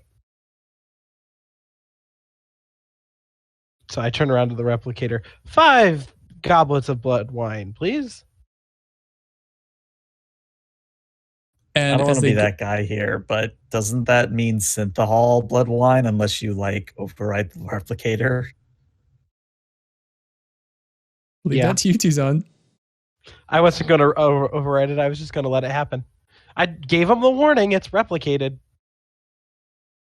Your That friend was the nice Klingon. knowing him. I'm going to call him Roger the Klingon because I've run out of all of my Klingon names off the top of my head. Roger the Klingon, your friend, he takes a drink and he says, "Oh, this is fantastic blood wine, my friend." And then the next Klingon takes a drink and he spits it out and he says, "This is disgusting. What is this?"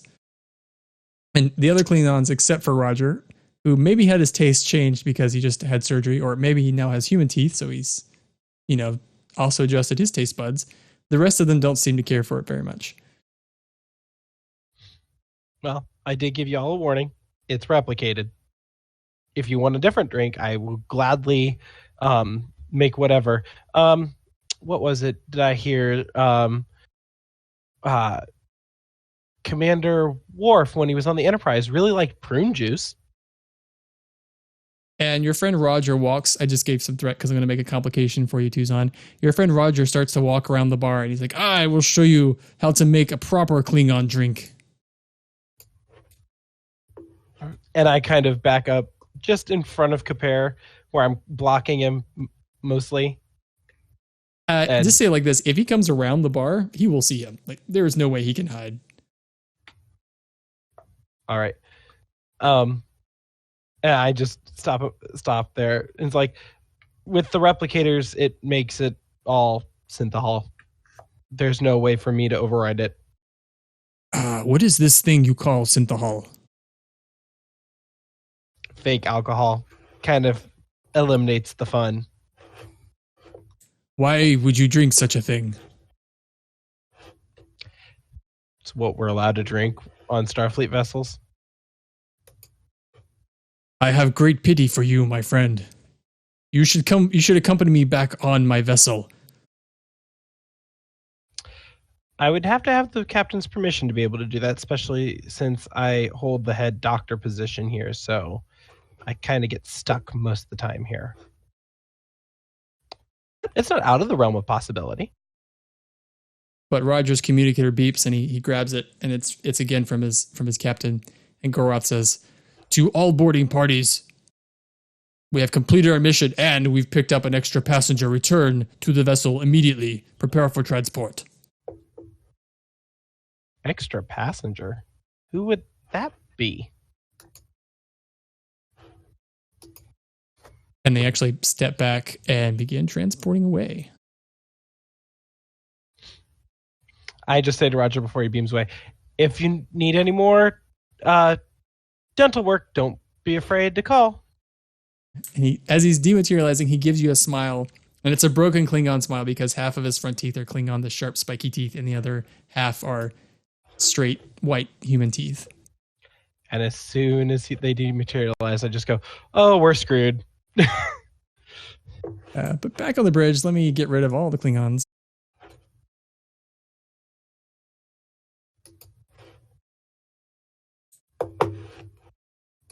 And that's Bear. Yep. Now that they're gone, you guys can start to survey sort of what's happened. You've got across your board all sorts of reports on things that have happened in the ship. I'm also going to calm up. What before they beamed out the this is Tuzon to the bridge. Bridge here, go ahead. Are all hands accounted for? Before they beamed out, the captain stated in the communication I overheard on their communicator that they've picked up an extra passenger. I run a very quick scan. The complement of the ship is -1, and that is Counselor Aaron. I turn to the captain. Sir, they have taken Counselor Aaron. Oh no, that, and in the view screen in front of you guys, you see the ship, the Klingon vessel. It turns and it cloaks.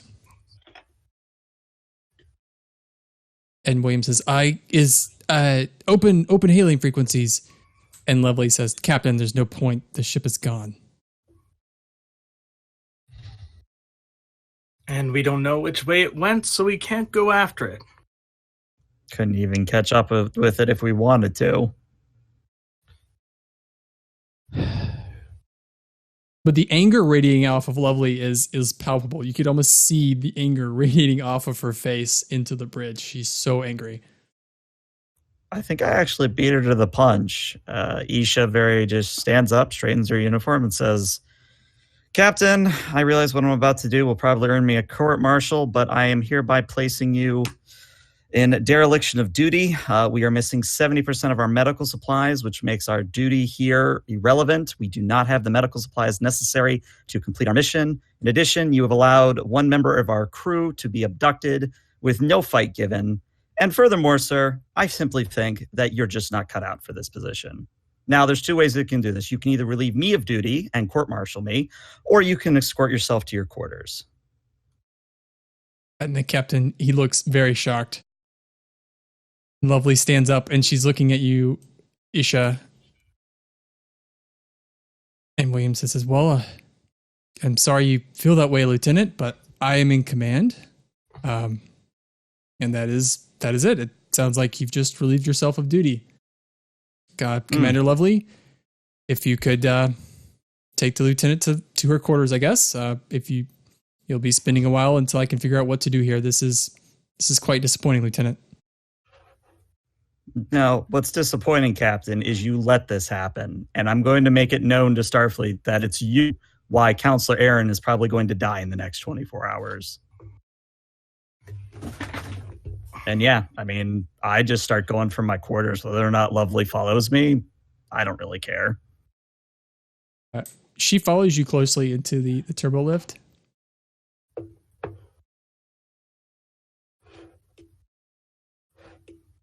And as you've hit the button to go to the deck where your quarters are, she leans over and she says, "Lieutenant, now is not the time. I understand exactly what you mean. Just, there's a way to do this, and that's not the way." Well, you'll excuse me for being a little bit headstrong, but I take personal offense when I'm told to have to remain on the bridge, and I have all these security reports, and then I learn somebody's abducted, all because the captain decided to do nothing. In fact, that's all the captain ever seems to decide to do, is nothing. I know I can count on you, Lieutenant. Like I said, there's a way to do this. I will do everything I can to get the counselor back, but at this point, I think the best we can do is make sure the captain doesn't put this vessel at harm's way again. I'll see you in 12 hours when he does so then, sir. Yeah, and the door is open, and she lets you walk out. Yeah, and I just go into my quarters and sit there and think. And stew. Mm-hmm. And when the doors close, we're still in Lovely. She says, "Computer, deck 21, sickbay 4. That is Dr. Lupus's office."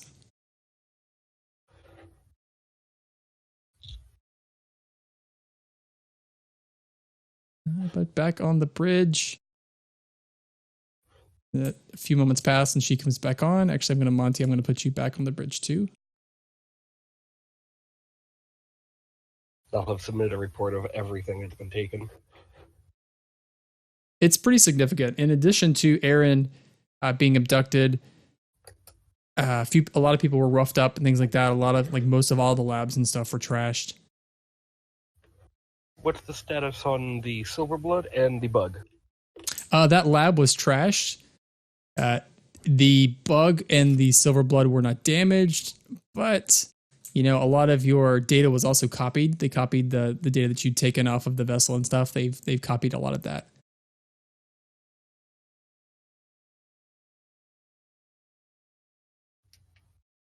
Williamson looks to you, 8, and says, "Well, Ensign, if you don't mind taking the tactical station for now until I can sort out what to do with Lieutenant Isha." Doesn't say anything, just gets up and moves to that console. Has something transpired with the lieutenant? She tried to do the right thing, Ensign.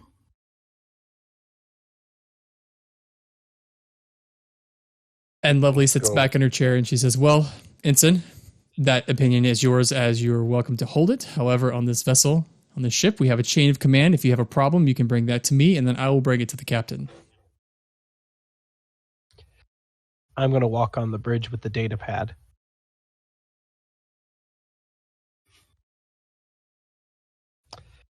And hand it off to the captain. "Captain, here's a list of all the supplies that we're missing based off of what we had prior and current scans. Now, these are quick estimates as we are trying to sort out all of the labs that were trashed in this process. Surprisingly, I was able to make it so sickbay was not destroyed entirely. Some stuff a little bit damaged, but I was able to distract them while they were in my sickbay." "Thank you, Doctor, for this information. This is quite unfortunate." Yes, considering now we're at a complete disadvantage of whether we have enough supplies to do what we've set out here to do. We might be able to do it and replicate things. We certainly have all the materials in our computer, but a lot of them are not replicatable. However, we can try to make synthetic alternatives, and there's no telling how effective they would be than the original, but it's still possible.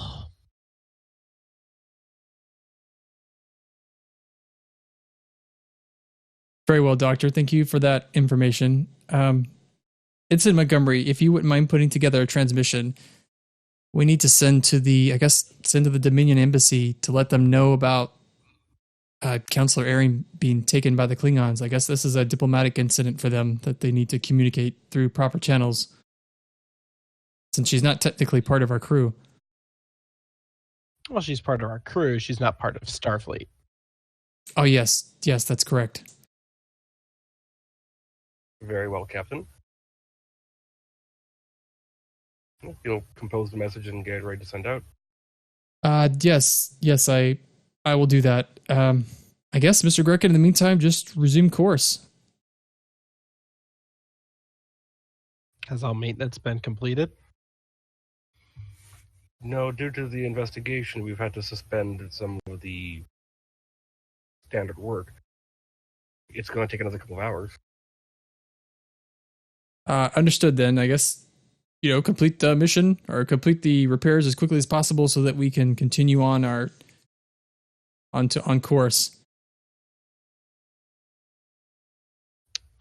Captain, would you like assistance in preparing the report to get back to Starfleet? Now, yes, Doctor, I would appreciate your help. I don't actually know much about Miss Erin. Any sort of information to pass on to the Dominion authorities would be appreciated. Understood. I'll go pull all of my files as well as some of the stuff that I know she had in her possessions and her quarters to see if we can at least connect to family as well as the proper channels of who we need to contact in the Dominion. I also have people working on the casualties. Luckily, nothing too major, but enough that people had to come to sickbay to get treated.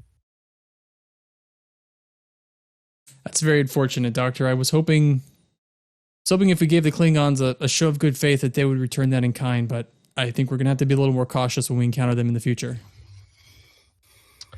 Yes. Well, except now we're not such a great target considering they took most of our stuff, which is in violation of the treaty.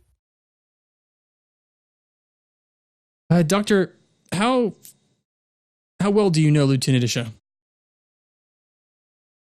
Just the small interactions that we've had prior to coming to the ship when our shuttle went down, as well as the interactions here on the ship. I did not know the lieutenant prior to coming on board. Well, I'm sure you may have heard, but she just attempted a mutiny here on the bridge, and I'm not quite sure what to do about that. If you wouldn't mind giving me a psychological evaluation of the lieutenant at your earliest convenience so I can begin to deliberate on what the sort of punishment for that should be. Well, whenever he says psychological evaluation, 8 of 13 just kind of like laughs out loud. I will say, sir, just ignoring the laughing, every interaction I've had with the lieutenant does not indicate by my training that there's anything psychologically wrong with her. I will do eval as you have suggested. And Commander Lovely, she walks over to you, Tucson, hearing that exchange, and she says, Commander, I know you may have an experience with Lieutenant, and you believe your current personal opinion is that Isha has no psychological problems, but if you could, please document that for me. And she puts an emphasis on the me part. Understood, Commander. I will, like I said, all my interactions I've had currently with the lieutenant does not indicate by my training that there's anything wrong. However, I will do a full evaluation as you have suggested and get the results to you forthwith. And Lovely walks over to you, 8, and she looks at you. She's kind of whispering to you, and she says, Ensign, you do not have a problem, do you? I do, but I can put that aside for the good of the ship. Very well. That is in order.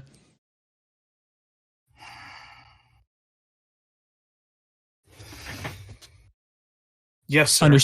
Understand, Ensign. If the entire crew is in the brig, how is this ship going to function? And she won't respond verbally, but she'll send a text to her console that just says, by getting a better captain. Tuzan just kind of watching this goes, is there anything else, Captain, before I head off? No, Doctor. I think I've got plenty on your plate as it is. Thank you. All right. And I turn on my heel and walk towards the turbolift, kind of anticipating Lovely following me. She does not, actually. She goes back to her station. Montgomery's isn't watching everyone. One thing Montgomery wants to do is check transport logs, like sensor readings of everything they've transported, and where on their ship. On their ship? No, on the Hope. He wants to see where transports have come in and where transports have occurred. Yeah, where transports occurred, like where they came in the ship, they came in all of the transporter rooms because it was just an easier transport for them. They transported stuff from pretty much all of the sick bays, all of the cargo bays.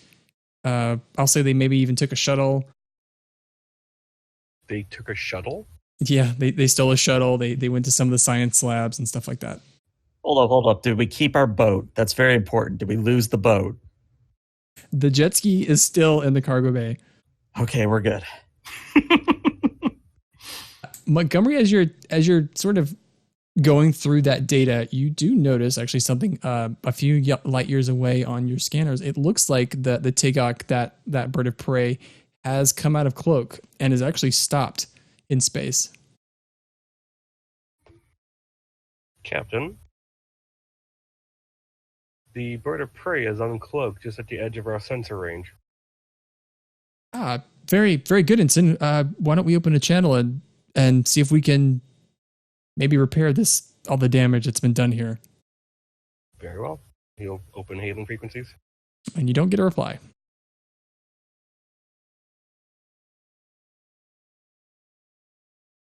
We could move in closer, Captain. Is it safe to do so? Are the engines in a way where we could go to warp?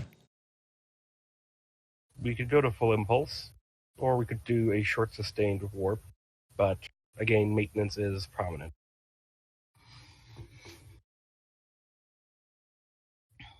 Well, I think we should at least try to see if we can get within range. I would hate to see them get too far away, especially with Aaron on board. Let's go to warp, but keep it conservative, Mr. Grecken. Don't go any faster than you have to. Don't damage anything. Let's just try to engage them.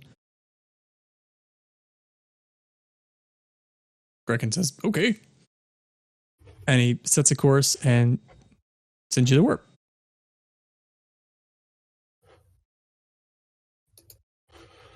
Anything else on sensors? Like how their ship is behaving? It looks like that their ship is just floating there in space. And after a period of time, Grecken, he's made some adjustments and he's getting you closer. Montgomery, if you can give me a... let's do a science reason, and then the ship can assist with the sensor science. And let's do the difficulty here of 3. Okay. I can roll for the ship. And can I snag the momentum for an extra dice? Sure. Might as well. Alright.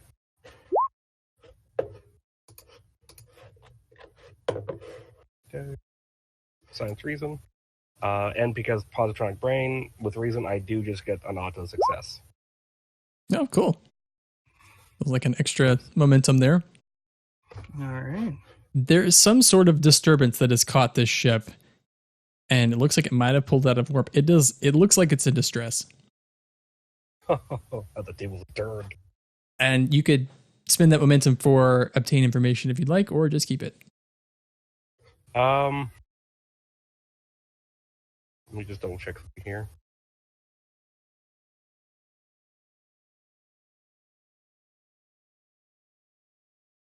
Okay, so I just gained an Omnex, so since I'm using the sensors, I get to ask a question. I want to know, are the life signs stable? The life signs you're picking up are strange. They are stable, but they are strange. They are not as clear as you would expect. You would expect to pick up, is not a good indication I found anywhere on a clear number of people that would be on a ship, a Cavort class, but I think they said somewhere between like 400 or 500.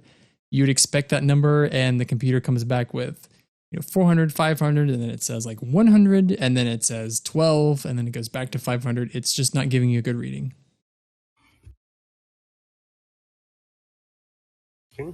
Captain, the life signs are in fluctuations. It's either whatever anomaly they're trapped in, or the sensors are faulty. This seems to be similar to how it was with the sphere we came across. Interesting. Ensign, is it a hazard to the ship? Unknown. I'd recommend launching probes to be ahead of us, just in case if they get caught, we can at least see it before we get caught. Yeah, that's a great idea. Ensign, let's do that. Bearing Class 7 probes. and I'll launch 3 of them. So what happens is the first probe, as it gets close to the anomaly, Montgomery, it just gets completely annihilated. There's something that's happening, and the second probe picks up. What happened was it was a wave of graviton energy hit this probe and destroyed it. And then the second one, moments after that, is destroyed. And the third one, as it gets closer, gives you some information on the thing you're approaching, and then it is also destroyed by a graviton wave. I'd recommend dropping out of warp now. Oh, okay. Grekin hits a few buttons, and then the star lines condense back to just space, and you guys are out of warp. And ahead of you, you can see what has captured this Klingon vessel.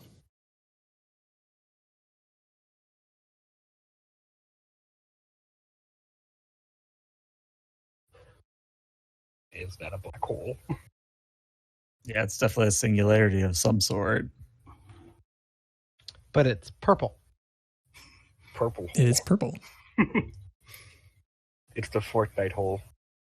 Oh, God. Drawing you back on the ship so you guys can fight. That's what its purpose is. Yeah. Oh, you have 1 momentum that you could spend that you earned from that check if you'd like to ask another question. Oh, I want to do a scan personally. Well, we can ask one more question. Is there a way to highlight the distortion effects to plot us a safe path towards the Klingon vessel? Yeah, so what is happening is there are waves of this graviton energy coming out of the center of this distortion. So just as you get closer, it's going to get more intense. You could time it to get closer. You could time it to get sort of within transporter range.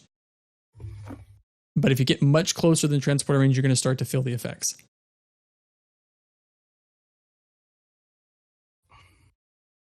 Captain, what we could do is a swooping transport.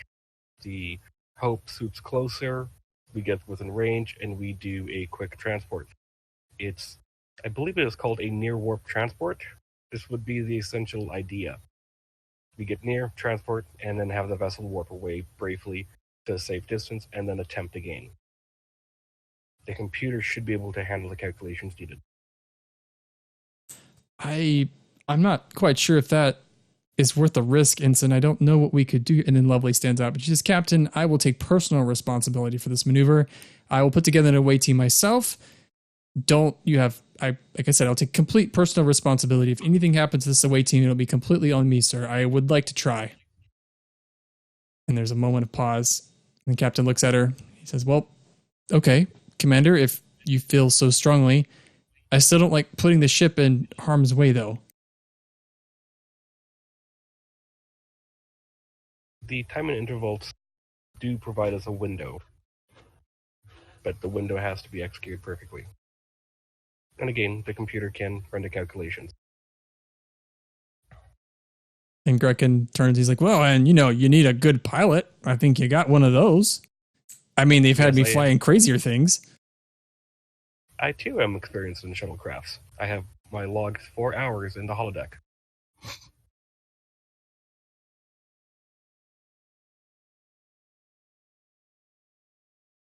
Well, now I have a question. You say 4 hours, but is this like Android enhanced 4 hours, or is this just 4 hours?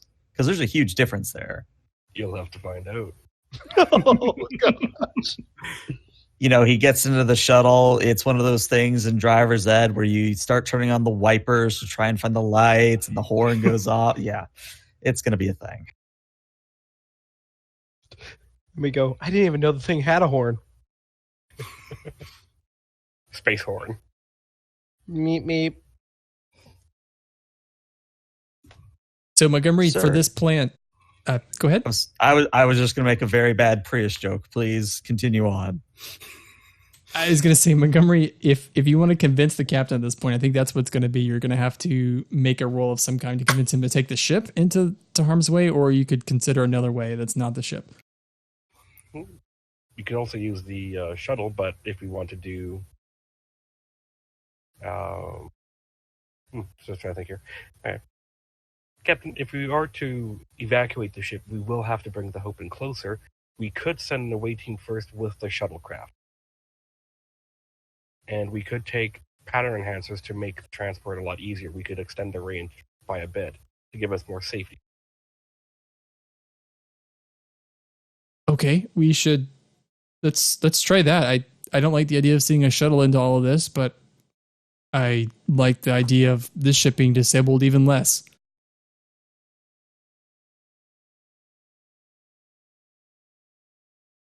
Is that the order to go ahead, Captain? Yeah, let's do that, Ensign. Let's do your plan. Is there anything that the shuttle needs? Doctor, me, transporter enhancers. I would prefer to have some security there. Despite what happened briefly on the bridge, I would like to request Isha. I don't know if we're going to have Lieutenant Isha. And then Lovely stands up. Captain, I think for this mission to succeed, we're talking about boarding a Klingon vessel. The lieutenant is the most qualified for this mission to be successful. Again, I will put myself on the line here. If the lieutenant acts in a way that is inappropriate, you may consider her actions my responsibility. And the captain says, okay. Okay, Commander. Putting a lot of faith in her. I hope she doesn't disappoint you. You could have her rank not mean anything on this away mission, and that even I would outrank her. If you so felt inclined. Why don't we do this? And he hits his control.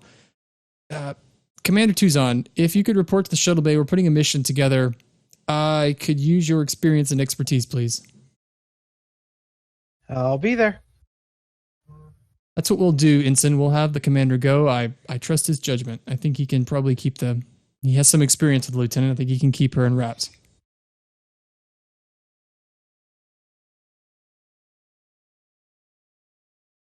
Monty will just get up and look to the captain. Is this the order to go? Yes. You're free to continue your mission. And good luck. He's just going to look to Lovely as he leaves and back to the captain before he heads out. And Lovely turns to Grekin and she says, well, Lieutenant? And Grekin's like, what? He's got 4 hours of flight experience. He's going to be fine. Lieutenant, you need to go. But look at that. You want me to fly into that? I believe you just said you had flown in worse. Yeah, but if I don't have to.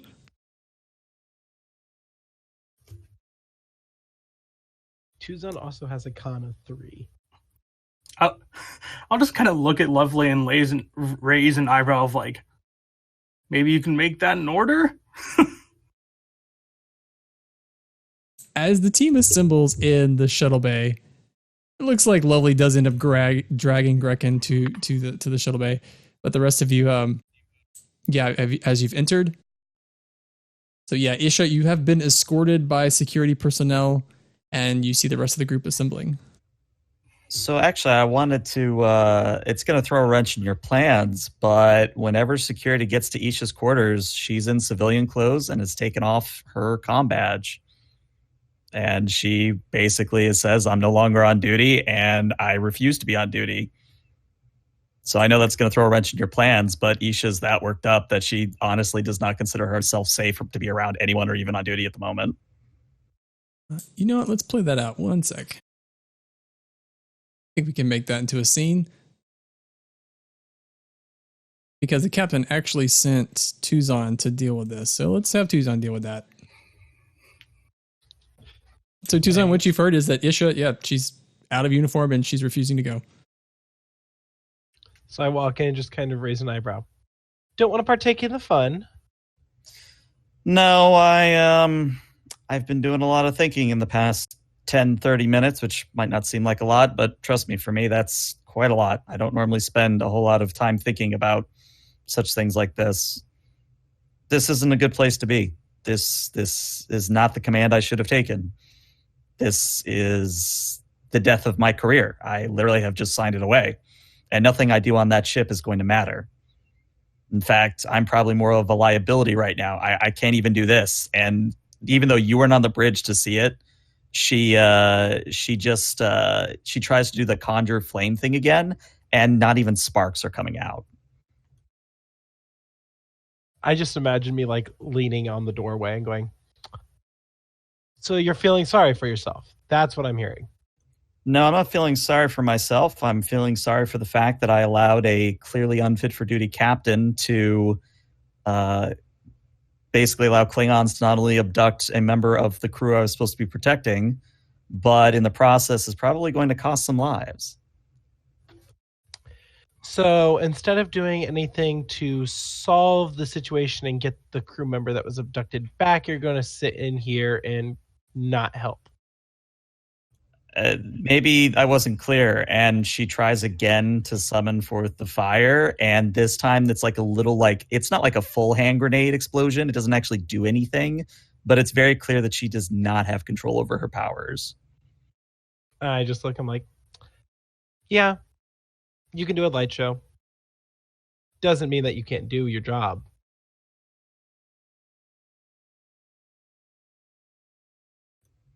I don't know. She just sort of sits there and sort of holds her head in her hands and says, I don't know, Doc. I feel like not really a whole lot. If I go over there, I'm going to be a liability. I just know it. I don't think so. You became a chief of security and a security officer not because of the powers that you hold, but the abilities that you have. You were following orders like we all were.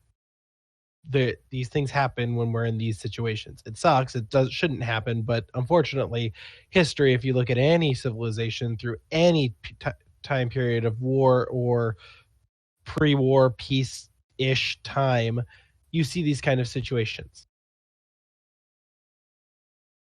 I believe it is a human saying, for which I will apologize for quoting at you, but I believe it is something along the lines of bad men happen because good men did nothing. Something along those lines. I feel like that's what we've got going on with the captain here.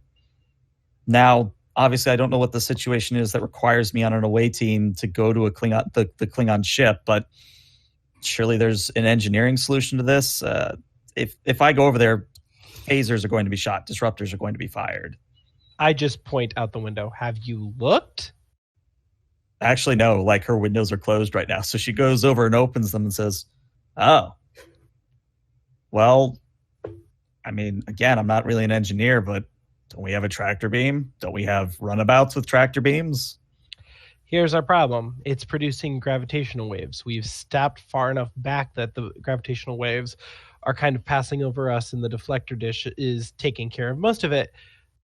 But the captain, how fit or unfit for duty he may or may not be, is yet to be determined, which I will be determining because he's also asked me to do a psych eval on you.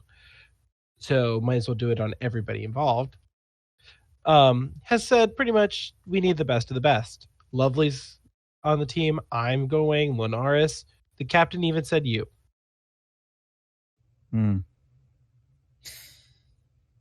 Well, I can see I'm not going to win this argument. It will be simply easier if I simply comply, and means I get to say I told you so if what happens, happens. See?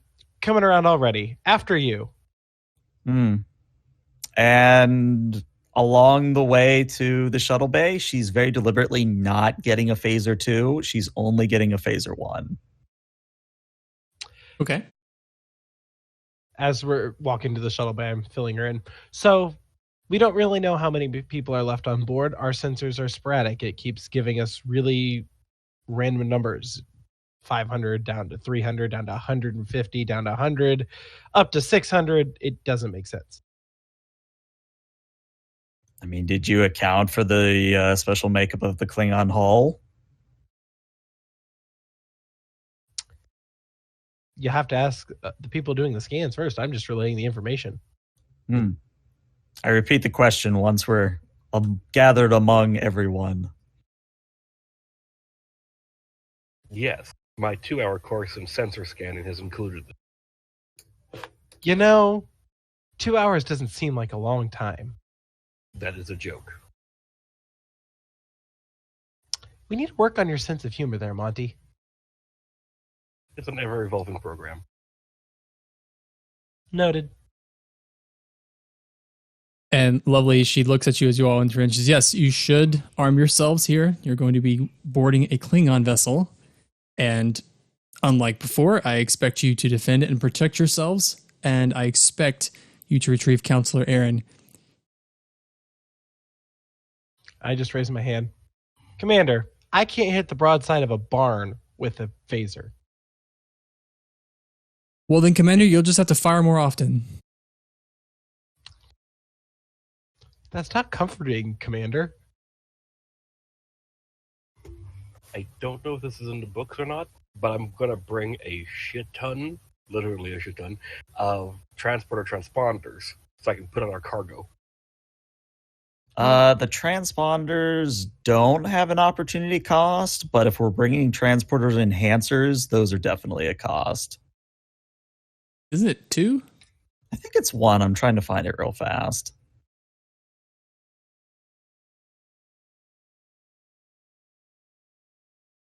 Anyway, Lovely, she walks over as she's talking to you guys. She's kind of walking up and down the line, and she says, yes, I want to repeat again. Counselor Aaron, you will take her off of that ship no matter what. If you have time, retrieve our supplies, of course. Your safety is paramount. And finally, if you get a chance, maybe help the Klingons. That's not a priority. We should make it a priority, Commander. Per Starfleet regulations, a ship in distress. Once this entire crew is saved and our ability to function has been restored, then we'll try helping people. Aren't we kind of helping them by going over there anyway? If the opportunity presents itself, feel free to, but again, that is not the primary mission. Commander, you're telling a team of doctors and scientists to not help people when that is in our nature. It's going to happen. And she walks over to you, Isha. Now, Lieutenant, I've put myself personally on the line here. I know you will not disappoint me. You will get all these people home. Is that your tacit approval for me to stun them if they try to stay behind? It is, Lieutenant. And that's not... When I said you're going to bring everyone home, that is not a question. That is a fact. It will happen. And that includes you, of course. I hope you realize that, sir. Is that another attempt at humor? Yes, and I suggest you start to deal with it. And I crack the biggest shit-eating grin I've ever had.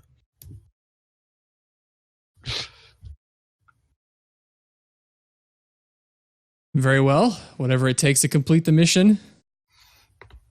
Get it done, people. I'm going to go back to the bridge and try to salvage the situation.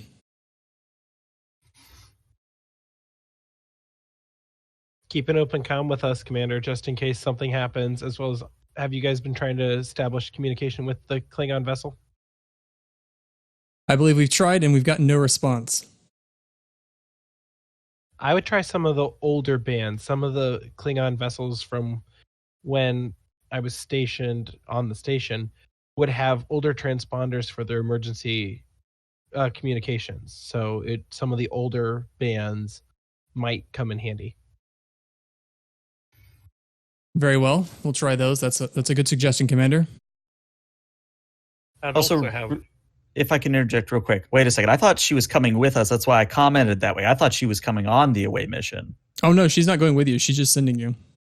Okay, that's where I was confused. I was like, wait a second, because she's going on the line, but she's not coming with us? Okay. No, she meant she's going on the line getting you out of your quarters. Like you were actually confined to quarters. And she's saying that, no, you can do your job. And that's how she gets you out. We'll play it off like Isha's not really thinking clearly. Sorry, I wanted to be clear before we went any further. No, that's okay. But as she starts to walk off, Grecken's following her and he looks at you guys and he says, well, good luck, guys. Tuzon just looks at Grecken. Grecken, you're with us.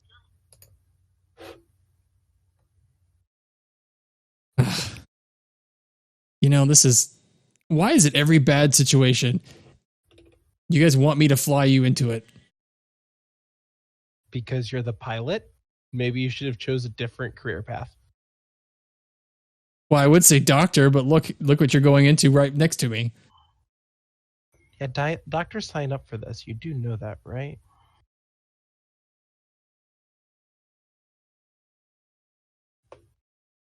All right. What do I need to bring here? Let's see. I don't remember a standard operating procedure for invading a Klingon vessel. Well, usually those involve phaser type 3s, but yeah. So out of character, I looked it up. Pattern enhancers, we can get 3 of them for 1. If you want transponders to stick on things, it does not give a quantity, but it is also a opportunity of 1. And then if we want to bring any suits, like environmental suits, those are also an opportunity of 1. And we have no momentum at the moment. It's just 3 threat. He says now, as we're about to head towards a gravitational anomaly with Klingons. And I've only been saving all this threat the whole time. Mm-hmm. Hey, he'll only be at 12. Fine, we're good. You say this now. Hey, what's life without a bit of risk? We're on a hostile ship. I guess. Well, the good news is that at least the med kit for the doctors is free. So we've got that going for us. True. So I'm getting 3 threat, is that right? Or is it 4? I believe it's 3. Because 1 for the transponders, 1 for the actual transporter enhancers, and then I would recommend we go over in a suit, but that's just me. That's a suggestion. Actually, hold on. If we go in an environmental suit, it's actually opportunity 2. What? Wow. Yeah, it is 2. Wow. I always thought it was 1. Nope. The opportunity cost may be ignored if the mission takes place in an environment that would be deadly without protection. Would that apply here, Josh? Yeah. I'll waive it here because you guys are giving me so much threat. Okay, then yes, I believe it is only a threat cost of 3, and we are in environmental suits. Remember, everybody, that is a resistance of 1. Could be important. I'm not. Are we going to give Grekken an upgrade? Because if we are, I would suggest that we give him the push the limits talent, which I think makes going in harder environments that it reduces the task, maybe? It's either that or it's the one that gives evasive maneuvers benefits. I'll see if I can find it real fast. Okay. Because he already has precision maneuvering.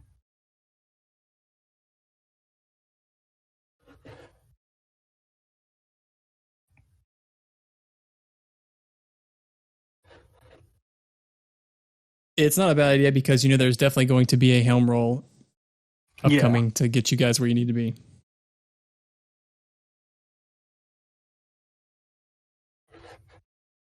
The only thing I would recommend is if he already has precision, then it would be better for us to give either like a multitasking or a efficient evasion. I think would make sense here.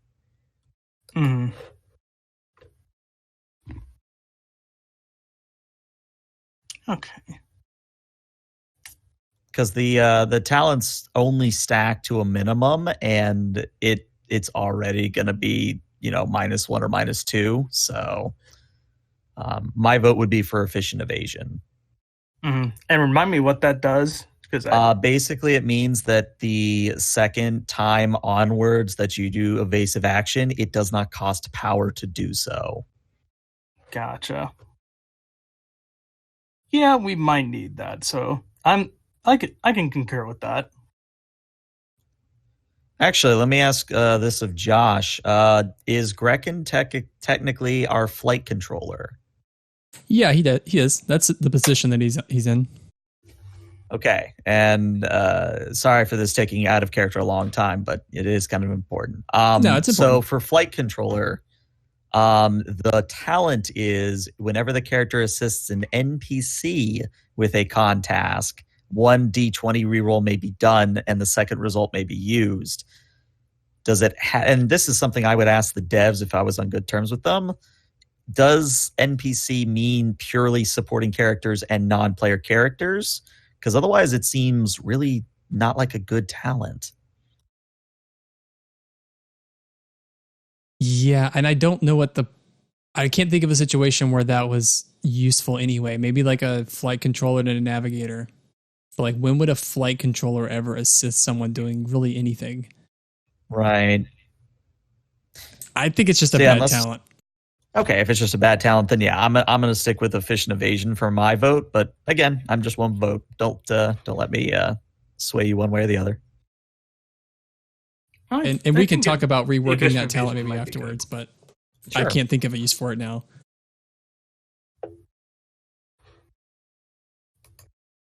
Yeah, I think efficient evasion would probably be good. So. But as the Wyler exits the Hope and you guys pull away, you get to see that this thing, whatever it is, it looks like a mixture between a wormhole and a black hole, honestly. And there's all sorts of energy that's beaming out from the center. And the center it's not black, it's sort of a purplish blue. And this energy is continuing to like zoom out from it, and it's cascading away. And you notice that as this is happening, like this distortion, whatever it is, looks like it's getting smaller. But as it's getting smaller, it's drawing the Klingon vessel in closer and closer. But as you guys are getting closer to this distortion, the ship starts to shake and rattle, even though you're still pretty far away. But I believe the maneuver you described to me is you want to time those gravity waves and then zoom in and then right into range and then beam out. And then the shuttle will pull away to safety? Yes. That seems about right, yeah. Okay. Then let's do 2 rolls. The first roll is going to be Grecken's piloting. And the second is going to be a transporter roll, which I know technically you're supposed to do that if you're staying on the ship and you're transporting people off, but I will let anyone else do the roll besides Grecken for the transporter, and that would just be you transporting you guys away. But Grecken's... in this case, I'm going to say you can't because you're going to be standing in the transporter waiting for him to beam you off. Okay. Normally, I would let you, but I think with your plan, unless you guys want to edit that, your plan, it sounds like as soon as you get you in position, you're going to be gone. I mean, the only change I would try and make is doing something with the tractor beam, but that would require more than Monty on the away mission at this point. Well, if we can get the engines kicked back on the bird of prey, have it fly, pull itself away. Yeah, that could work. So yeah, maybe we amend the plan to put us closer to engineering? ? Sure. Instead of like a transporter room, you want to beam directly into engineering if you can? No, or somewhere close. That way we could potentially get the engines back up and running, and then we can just fly away from the anomaly. Okay. So I would say for Grecken, it's going to definitely be a con daring. I'm going to say for him, it's going to be a difficulty of 4, but I've got 12 threat, so I'm going to make it a 5. Cool. And he can be He's assisted. Oh, go ahead. I was going to say he can be assisted by the shuttle with con engines. Cool. He's going to spend his value working 9 to 5. He's actually working 9 to 6, so he's getting paid overtime. So that's going to get him 2 automatic successes, if that's a good enough BS excuse.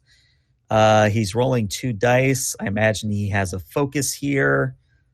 Because precision maneuvering does reduce the difficulty of the task by 1 because it requires precise maneuvering. That brings it back down to a 4. Yep. So I think we're set up to succeed here. And you said it was engines con from the shuttle? Yeah, engines doesn't con. matter. I guess with the automatic success, it does matter. We need to see a crit on the shuttle. All right. That's not what we wanted. Of course. Yeah, that's no bueno. Okay, but the other half of the plan is the transporter. So as he's pulling you guys in, I'd say you're getting ready for the transport, and then a massive graviton wave hits you. You're all thrown to your feet. And would you still like to try to transport away? Monty wants to. Okay. If we can stand up, then yes. Yeah. Well, what'll happen is you're going to materialize maybe not the way you want to. I mean, you won't be like in a floor or anything. You just won't be in like an attack posture when you materialize wherever you're going. Oh, And sweet. wherever you're going is going to depend on the role that you're about to give me to. I don't think the Klingons are going to be in attack posture either. Let's hope not. I think it's an engineering control, Monty, to pull this off. Your difficulty, if you want in with what just happened, I'm going to up the difficulty to a 5, and the complication range is going to be a 2. Okay.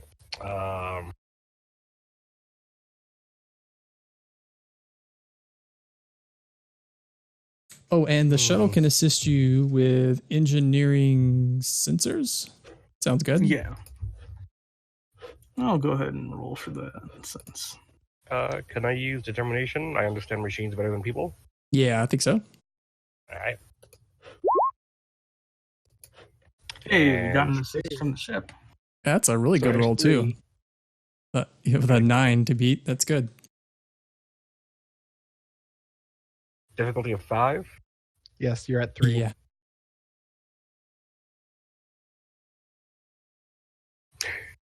Okay, so it's 3. You guys are given 3 threat to get 4 dice. Well, you're already at 3 successes because you burned your determination. That's 2. Oh, the right, shock right. 1. So you're already at 3 of your 5 successes. You just need 2. All right. So you guys okay with 1 threat then for a 3rd dice? Just Well, Well, it'll it's be 2 2 threat. oh, because Yeah, that that's- determination spin. all right. Are you guys okay with that? I think Go so. for Yeah.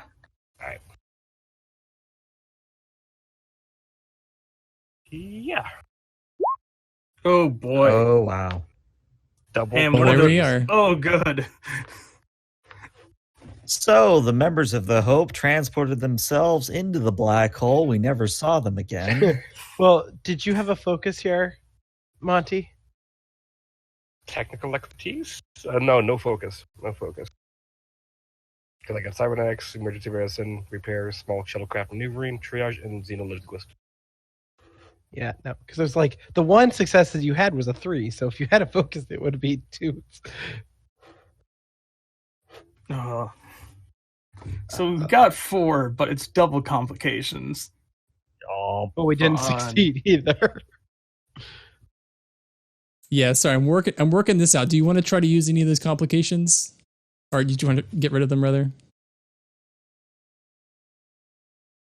I would push them up to 16 if you wanted to get rid of them.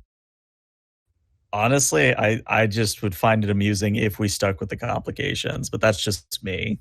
I kind of I'm want fine to with see what they go with. All right, so that's 2 complications. So Wyler's just going to run right into the bird of prey. It's fine. There you go. Everybody no one- make new characters. We'll be back in a couple weeks. No one ever sees Gregan again. Oh, no, So yeah, let me there you go. finish putting people here. I think Linaris was the only one I'd missed. Oh, this place looks wonderful. Oh, well, I I know, had right? it on my screen and then it went away. I can see things and it's scary. It looked like a gold mine from what I could see for the 2 seconds I could. Suzanne, I'm putting you here so you can see because I you're actually not in the scene though, but you can see. Okay, that works. So the way I'm going to play, I They're not see. too- I see the bottom right, and I'm concerned. Hey, Tucson. so let me describe what's happened because of all the complications. What the complications are, and then the failure on the transport means you guys are not where you intended to be, and the 2 complications are 2 of you are actually materializing directly in danger. Oh, yeah, 2 of you directly are. So what happens is as you materialize onto the Klingon ship, Klingon ships are always dark and very humid anyway, but it looks like this ship is even doubly so. And I would say Isha and Montgomery, as you materialize, you were thrown to your feet anyway from the shaking of the shuttle. You come to, and you, Isha, you see in front of you a Well, he looked like he used to be a Klingon, but he is mutated. He's covered in this purple, strange substance, and he looks even grosser than a normal Klingon. Like his skin looks like it's thinner.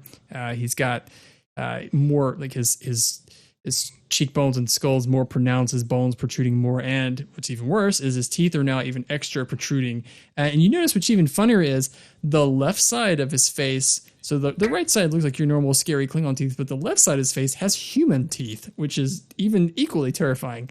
But he looks at you and he comes at you with an extra set of very, very sharp claws. And since, again, you guys materialized so out of whack here, he's actually going to get the first attack Isha on you as he comes at you with his claws. And you are painfully aware of that you are wearing a containment suit. And that if that containment suit were to be ruptured, that would probably be a bad thing for you. But if you can roll that opposed check for me, he's coming at you with some claws. Well, luckily, I actually have a focus in this, so take a threat. And I'm buying 2 extra dice for him.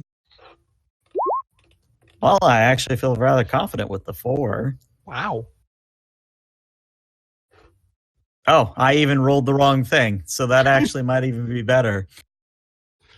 No, those are 2 6s. All right, so it's still the same thing. So, all right, so that means defender wins, which is me, which means I actually get to punch him, I think. Yeah, go for it. I think I got him. Ouch. Like, I think I literally just knocked his head. I think I got him. Yeah, you do a nice strike on this mutated thing, and he falls to the corner, and it looks like he is unconscious. I mean, that's a wicked blow. Describe how that attack happened, because that's an awful lot of damage. Are you familiar with the popular Earth game Street Fighter? I think I am. Did he just get an uppercut? He just got Shoryukened, which Nice. is basically the soaring uppercut, yes. So a similar situation with you, Montgomery. I will say that as you materialize, though, you're actually looking the other way. You're looking here at the wall, and you've noticed this, whatever this pink material is, it looks like it's starting to grow up in areas on the surface, and you just hear behind you kind of a growl, and as you start to turn, you see the claws of this Klingon creature coming right for you. If you could do an opposed check for me, please. Sure. Quick question, too. What challenge dice rate am I adding to my unarmed or phaser? Like, is it security? What's the base? I believe it's 1 for unarmed. 1. Okay, so I have an unarmed of 2. Oh, you know what? I think it might have overrolled for me. So 1 of that damage wouldn't have counted, but still, So you did at least 5, so you're fine. So it is. What's the opposing roll? Sorry. It's daring security, Security. Okay. and I'm going to buy just 1 dice with 1 threat. Okay.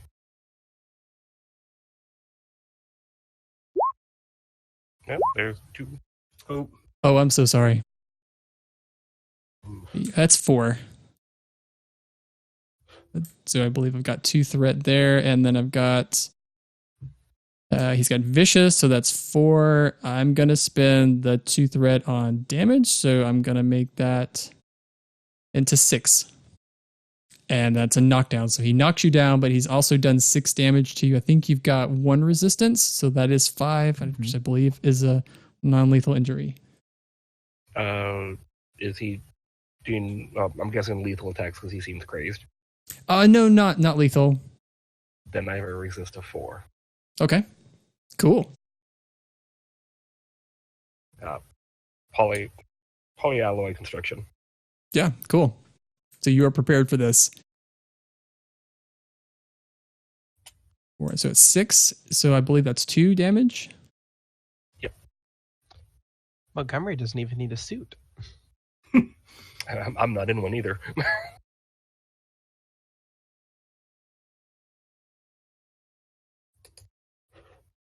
I'm going to spend 2 threat, though, to give you a complication, Montgomery. As he attacks you, though, with this, even though you're mostly resistant, you notice that the scratch that he leaves, like maybe it's across your uniform, does leave this pink residue. Okay. And at this point, we're going to get back to you, Tuzan, in just a second.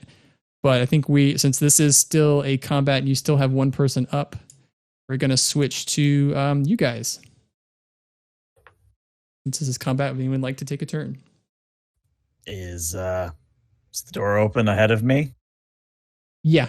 I'd say you could easily open the door. Let me describe Linaris. You've also materialized here. You hear some commotion ahead of you in the direction where the other players are, but you thankfully have no Klingons in your face. Let's see. So that would be this way where I'm pinging? Yeah. Okay. And that way. Oh, and the door that would be to the left of his token? Or that door this door is closed. Yeah. Okay. I'll show everyone. Gotcha. Yeah, this door is closed. Okay. This door is the direction which you are hearing stuff. Gotcha. Unless Montgomery or Isha wants to do something, he's gonna move to that open doorway. I mean, Isha's definitely going to charge in and go for the side swipe. I wouldn't mind trying attacking. So who do we want to go first is the question.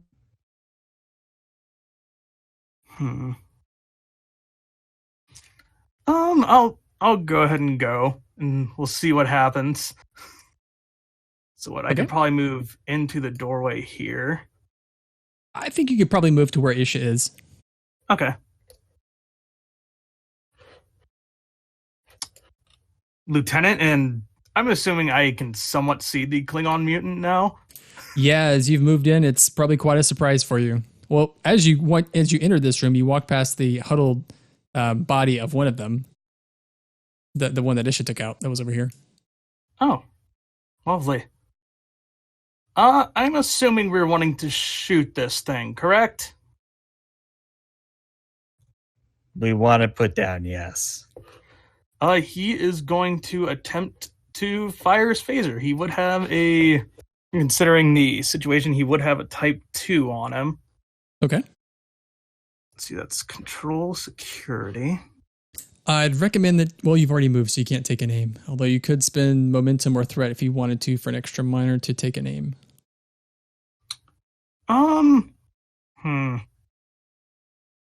Yeah, sure. I'll spend the threat to get an extra minor action to aim. Okay. I only mentioned because if you miss and then you roll a complication, you're shooting Montgomery. Yeah. Let's see. So that's 2 dice.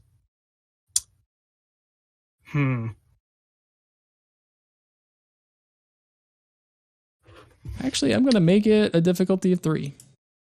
Okay. In that case, I will go ahead and I think I'll pop my determination. Okay. With the value of everyone deserves a chance to live. I want Montgomery to live. The Klingon doesn't get a the chance. Klingon wants to live too. Well, I'm focused on my crew at this point. So actually this ship, aka the crew is my family, protective at all cost, would probably be a better one here. Yeah, that'll work too. Okay. And The first one would work. I'm just giving you a hard time. It's hilarious. oh, sure. Oh, good. Luckily with the aim, I can reroll one of those, correct? Yeah, you can. Okay. You don't really have a chance here because you have to get 3 successes, but you're welcome to try. I have 2, so if I can get one. Hey! So that 9 actually brings me to 3 successes. Hooray for determination. Oh, that's right, from your determination. I forgot all about it. Yeah, so roll some damage for me. And what, for Type 2, it's 3 plus security? Yep. Yes. Okay. And this is non-lethal unfortunately, damage, right? Yeah, it's non-lethal, and unfortunately, you couldn't charge it, so it's just straight whatever you roll. Yeah. I just realized that I don't have a weapon thing on me, so we'll just do this. Oh boy. That's actually 1 over for whatever reason. See 4 damage? Yeah. Yeah. So your shot connects with this Klingon thing. Yep. It's a pretty solid blast, and you hit it, and it really, like maybe you hit it in his chest, but it doesn't really even seem to do much to it at all. And it doesn't even lose its focus. It's still continuing to come at Montgomery. And Montgomery, actually, if you could do that opposed roll for me again, because he's now reaching. He doesn't really quite understand that he couldn't hurt you before, but he's now reaching for your throat with his gross Klingon claws. Okay. Yeah, there. 30. Yeah. Oh, I've got boy. 3. So that's just 3 again, which I think your resistance is going to block all that, but he does knock you down also again. Okay. All right, Yeah. Isha's seen enough. She's going in. And if you'll give me an aim on a melee attack, that would let me tap Deadeye Marksman. Sure. Cool. So that means it's now difficulty 0 for me. Except you did move, so you're going to need to give me some threat to do that. Oh, and right. I'll give you the 1 threat for the additional minor. Cool. And then, yeah, the additional minor will be either to move or to aim, whichever way you want to think of it. And then, let's do the opposed hand-to-hand combat roll. Okay. And with the aim, if you miss and you get a complication, I'd probably just make it hit Montgomery because that'd be really funny. I am on board with this plan. And again, it's rolling the wrong thing. I've literally clicked security and daring like 3 times. Well, I got a complication and I got 1 success. So that's fun. I got 4, it looks like. So that's actually 4 momentum for us. So that's a good thing. Let's see if it's actually going to roll proper challenge. You know what? I'm going to use the macro. We have a shiny macro. Let's use it. So a 3. I'm going to spend 1 of the momentum I just got to reroll those 3. 6.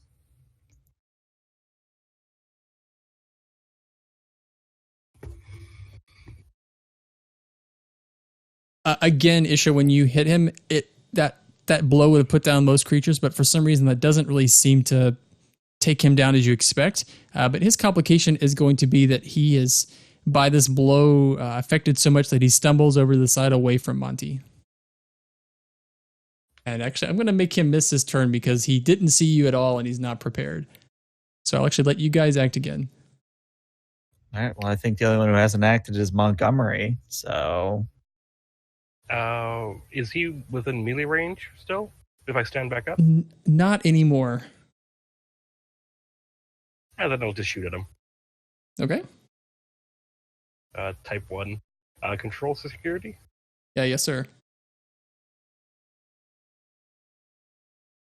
Alright. Difficulty 2. Is there a difficulty increase if I stay laying down? For melee, yeah. For range, no. Right, I cool. think I'm gonna because he's charge not him. attacking you, I think if you attack someone laying down that's using a ranged weapon, it is easier for someone. I'd have to look it up. But I think in your case, no. It doesn't affect you at all. Alright, I'm gonna charge my type 1. Cool. That's not lethal, right? What are you setting it to? You're setting it to vicious or something else? Stun. Stun? Just Well, yeah. when you Default is you always are non-lethal unless you specifically say I'm making this attack lethal because that gives him threat. Typically, when you set charge, you're selecting one of those other options that the phaser can do, like area or vicious, or there's another one I can't remember. Spread. Thank you. You probably want to go for vicious- vicious with him. It'll be non-lethal, so that's fine. But vicious would give you a lot more for the shot. Okay, then I'll do that. Charge, vicious, and yeah. That's enough. Roll. I believe that is only 4. With vicious, that gets you an extra damage for the effect. We do have 3 momentum at the moment. Yeah, I could re-roll them. I roll the 2 zeros.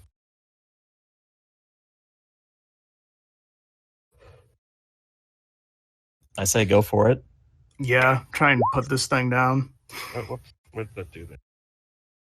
Oh, that only did one for some reason. There we go. Yeah, your shot as you hit him, he'd fallen over anyway from Isha's blow, but your shot lands on his back and he just crumples to the ground. And that ends this combat, but let's find out what happened to Mr. Tuzon. Oh boy. Oh boy. So let me drop the rest of your tokens up here just so you can see.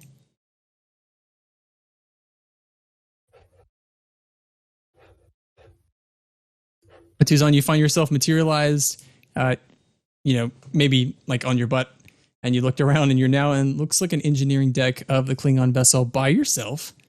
And across the room from you is a Klingon mutant I'd previously described, but what he looks like is just an extra enhancement of all the worst features of a Klingon. Like he's got extra sharp teeth, his face is even extra bony, his eyes are recessed, and he's got super sharp claws. But he actually hasn't noticed you. He's just sort of wandering around.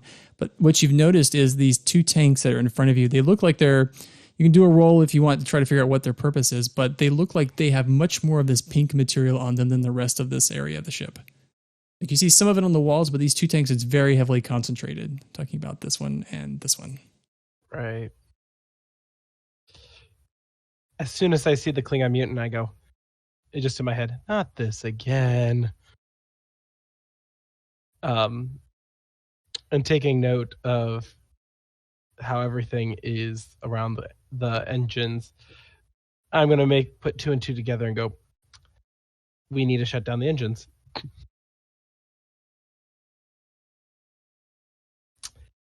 And I have an engineering score of 1. This is going to be interesting. I'm going to quietly approach the console and see if I can bring down the engines. Boy, let me think. What is a sneak here? Maybe con daring? Yeah. Sounds good to me. Yeah. Let's do a con daring difficulty of 2. Now, would you give me survival as a focus for this? You know what? Okay. I'll give you survival as a focus. I'll do it. Considering I am by myself in an unknown area trying to make sure I don't die or no one else does. I know. I had to continue the tradition of throwing you by yourself into a dangerous situation. You know, it just happens. It's fine. Anybody opposed to me using momentum for a third die? Go for Not it. at all.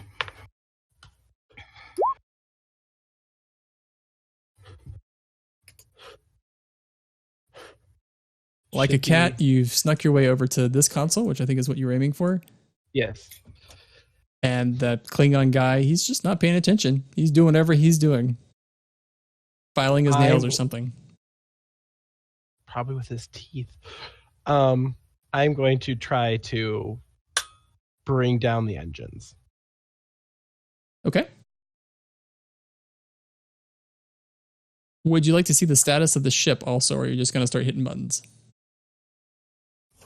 I'll see what the status of the ship is first. The ship is actually not in terrible condition. It could probably fly itself out of this thing.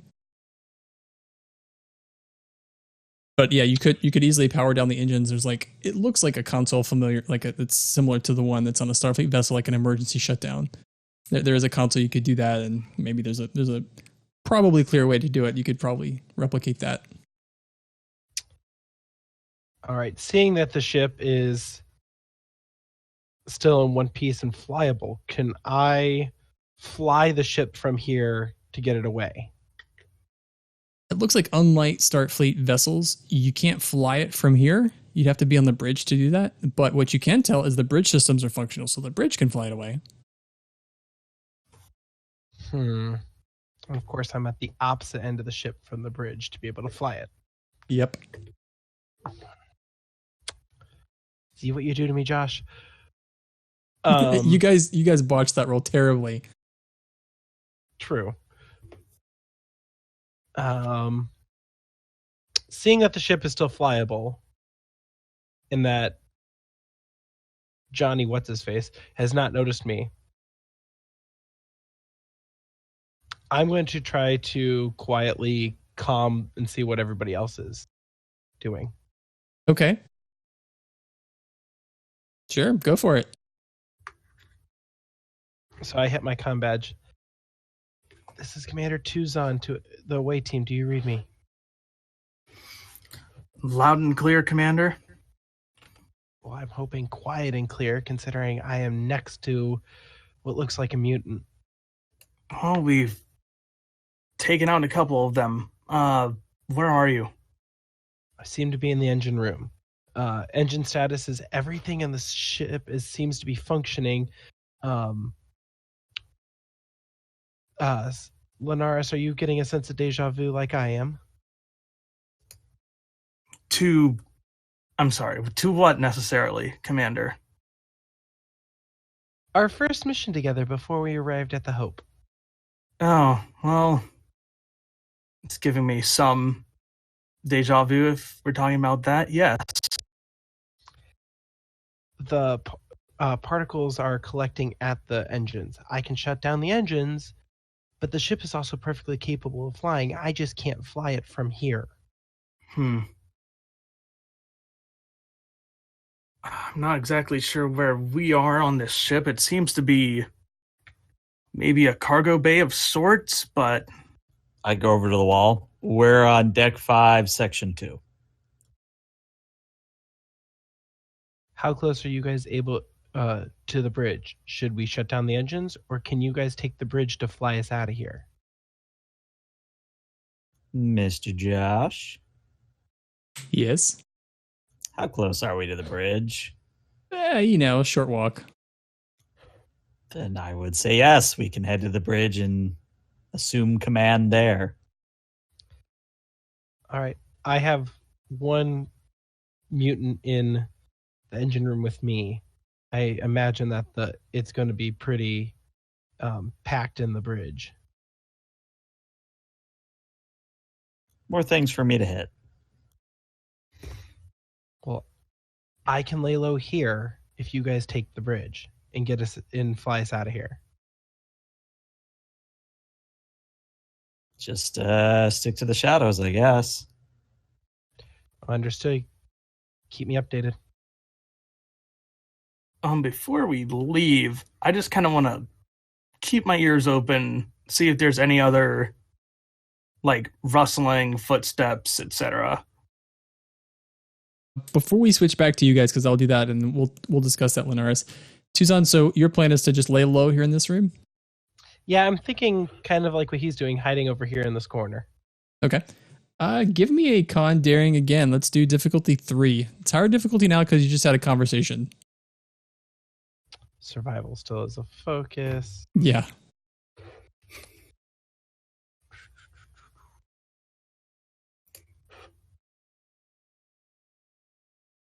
Mind if I take that that last momentum? Do it. Sure. Just enough. Again, you creep over. Maybe you put a box over your head, and because you have a box, no one can see you, and you crawl into the corner. Well, naturally. And the Klingon is again, he's cleaning his nails, or maybe he's moved on to sharpening his teeth, but he still has not noticed you.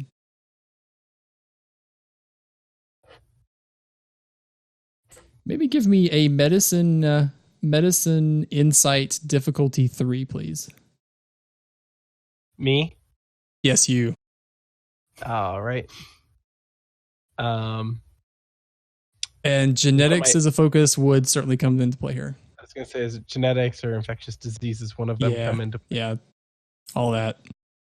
All right. Well, I'm going to give you a threat for a third die. Okay. Because I have bold medicine, and it's insight medicine. Is that what you said? Yeah, medicine insight. Yep. And re-roll that one. Well, dang. Yeah, he looks funny. Looks quite interesting. A horrifying subject for sure. Maybe it's the box. You can't see him. He can't see you.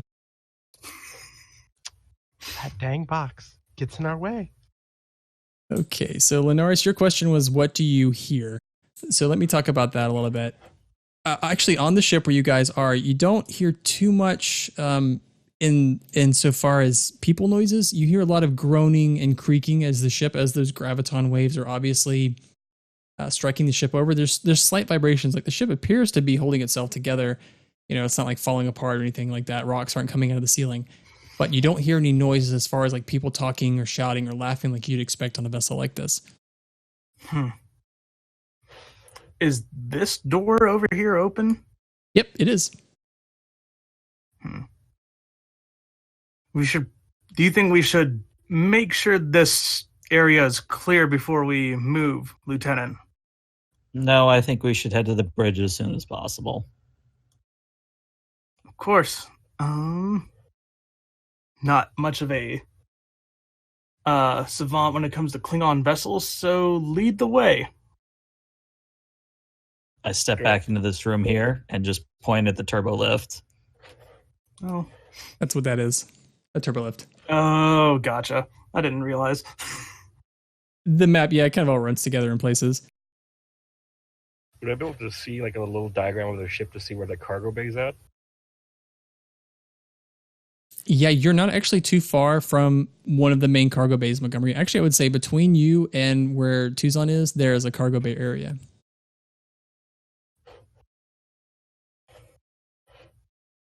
I can't remember Isha's rank. What rank is it? Lieutenant? I'm Commander? no rank right now. Oh, right. Lieutenant Isha, Yes. we are near the cargo bay. I would like to make a stop there and use the transponders to tag the equipment that was taken.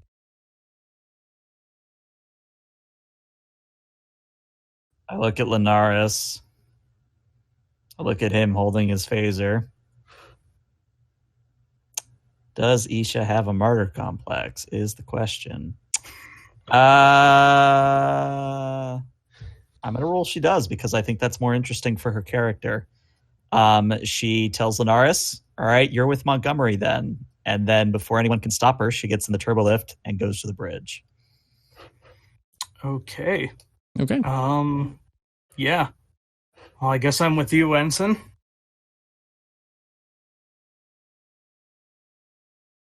Oh, shoot. When I did that, that took away your view, didn't it, Isha? Let me put that back. Nah, it's fine. And yeah, the Monty will look at his chest wound. I'll even say like the plasteel skin has been shredded too, so you can actually see the underlayer. What you've noticed too, Montgomery, is your diagnostics don't say anything is wrong, but this pinkish stuff has started to spread up your chest a bit. No, I'll have to figure this out. Enter Montgomery to the shuttlecraft. You don't get a reply. Oh no. Oh no. Alright. I will start heading my way towards where the cargo bay was showed. Okay. And Isha, as the doors open onto the bridge,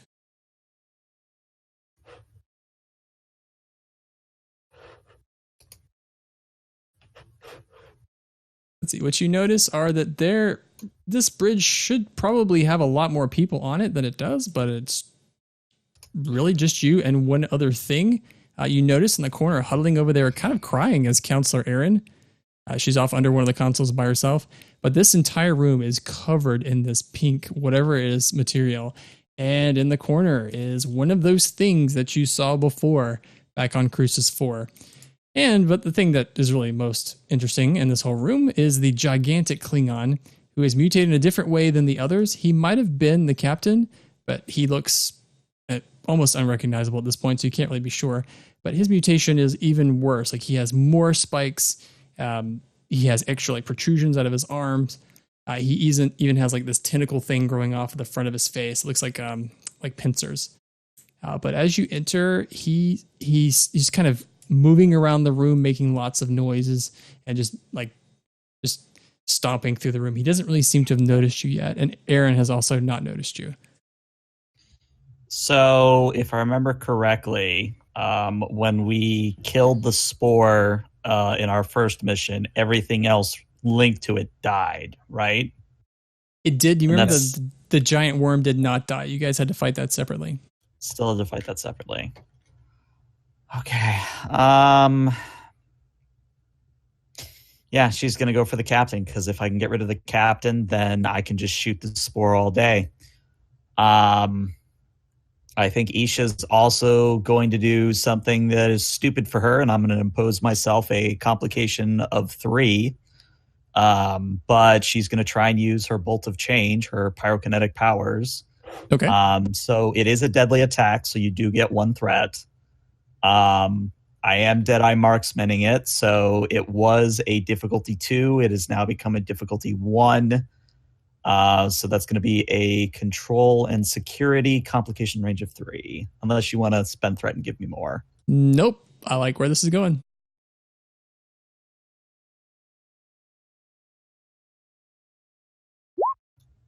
Okay, so we get 2 momentum, which is good. And then I am rolling 8 damage, piercing 2.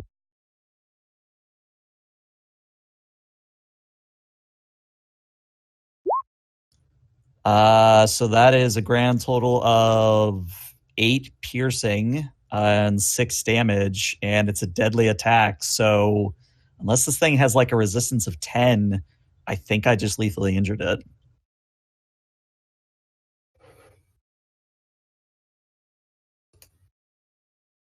You did, but I'm going to spend some threat to keep it up.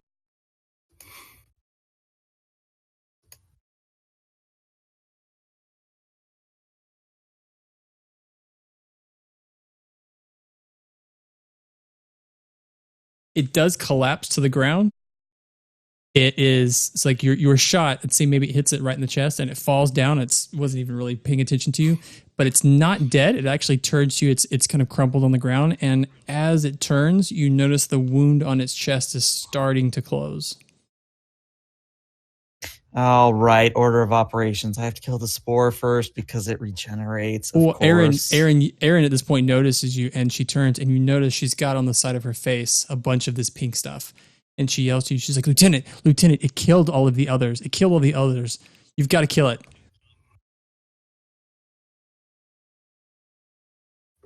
So my question is, at this point, is it my turn again, or is the mutated captain going to go? And I'll give you because this was sort of a sneak attack. We'll go into a normal combat round, so I'll say it's your turn again. Okay. So I'm going to do something very stupid in a series of stupid events, or stupid decisions, I should say. I'm going to take my phaser type 1, because I deliberately said I was not bringing my type 2. Take my type 1, overcharge it, throw it like a grenade, and right as it gets in between the Klingon captain and the spore, I want to shoot it with my flame and cause a explosion, or at least that's the hope. Okay. Let's maybe do 2 rolls. The first will be your throw to make sure it goes where you want, and the second to be your shot. Let's do the throw as just a normal attack, probably difficulty 2. Well, let's see. To do that, because you're essentially doing 2 attacks, what I'm going to need from you is maybe a swift task, so you can do the second attack. Yeah, so 2 momentum. Yeah. Yep. Yeah, so let's do the grenade or the phaser toss, just a normal difficulty 2. Yep, threw it just fine. And let's do the shot. So the shot is going to have an increased difficulty because it's a swift task. It's difficulty 3. I'm going to make it a difficulty 4 with threat. I'm going to spend my determination. My work must be perfect, else people will die. Erin is on the list of people that will die, so hopefully And that yourself. applies. And myself, yes. Just don't Um, side of the ship. eh. Let's see. Yeah, I'm going to give you 2 threat so that I get the 3rd die. And I get 6 successes, which means I can buy off that complication with 2 momentum, leaving us with 1 momentum. So let's save that for the damage roll. So how much damage am I rolling here? Why don't you roll the phaser 1 plus your Isha burst damage? Like just compound the damage altogether. Okay, phaser 1s are base 2, so that is a total of 10 challenge dice. Yeah. Also, because I did use my flame again, you do get a point of threat. Okay. Oh yeah, so also include the complication range from your flame on your damage roll. Oh, well, okay, let me look back at your rolls. I probably should have made you do that on your attack. Well, never mind. I forgot it. It's fine. Included it. No. I included it. It still had the complication range on it. So that's going to be 9 piercing 6. I am going to spend the momentum to reroll those 3 just to be on the safe side. So that is 11 piercing 10. Yeah, that's a lot. I'd say with that amount of damage, when you throw it, there is a blinding flash when you shoot the phaser, and the result is, like when you pull yourself to, I'd say most of this room has been just completely just blown like down to the bulkheads. I'm actually going to spend some threat here and say that Erin looks like she's taken a little bit of damage herself, and she is wounded. But yeah, the Klingon thing and whatever this thing in the corner was have all been annihilated, and the purple or the pink spores in this room are slowly fading, like they may also be dying as well. Okay. So what I do is I go over to a console, assuming there's still one working. I get the engines moving, this to get us away from the singularity. And then I quickly calm the rest of the away team, and I say, this is Isha to away team. The situation has been handled. We do need a doctor on the bridge. So whenever one of you could get up here, that'd be nice. Thank you. Just because we are right at the 3-hour mark, I'm going to fast forward some of the stuff that happens. So what happens is you guys go into the cargo bay. You do find all of your cargo. The Klingons that had been mutated that you encounter have all died, actually, with the destruction of whatever all happened on the bridge that Isha and mass destruction that she brought out has seemed to also have affected them, and they have all just kind of collapsed right at your feet. Counselor Erin will resolve what's happening to her next time, but she does have injuries. You guys have managed to pull the bird of prey away from this distortion, and right as you do, the distortion collapses in on itself.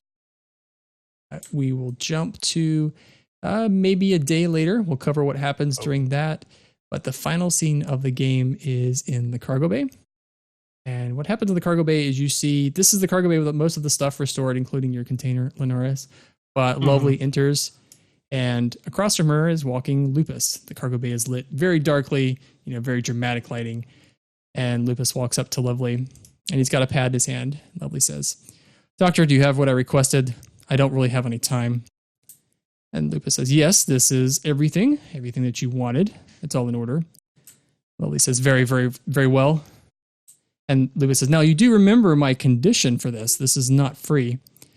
And she says, "Yes, doctor, I know. I don't care who's chief medical officer of this ship. If it's you, I really don't care. But I'm not going to let our captain put this vessel and its crew in danger again.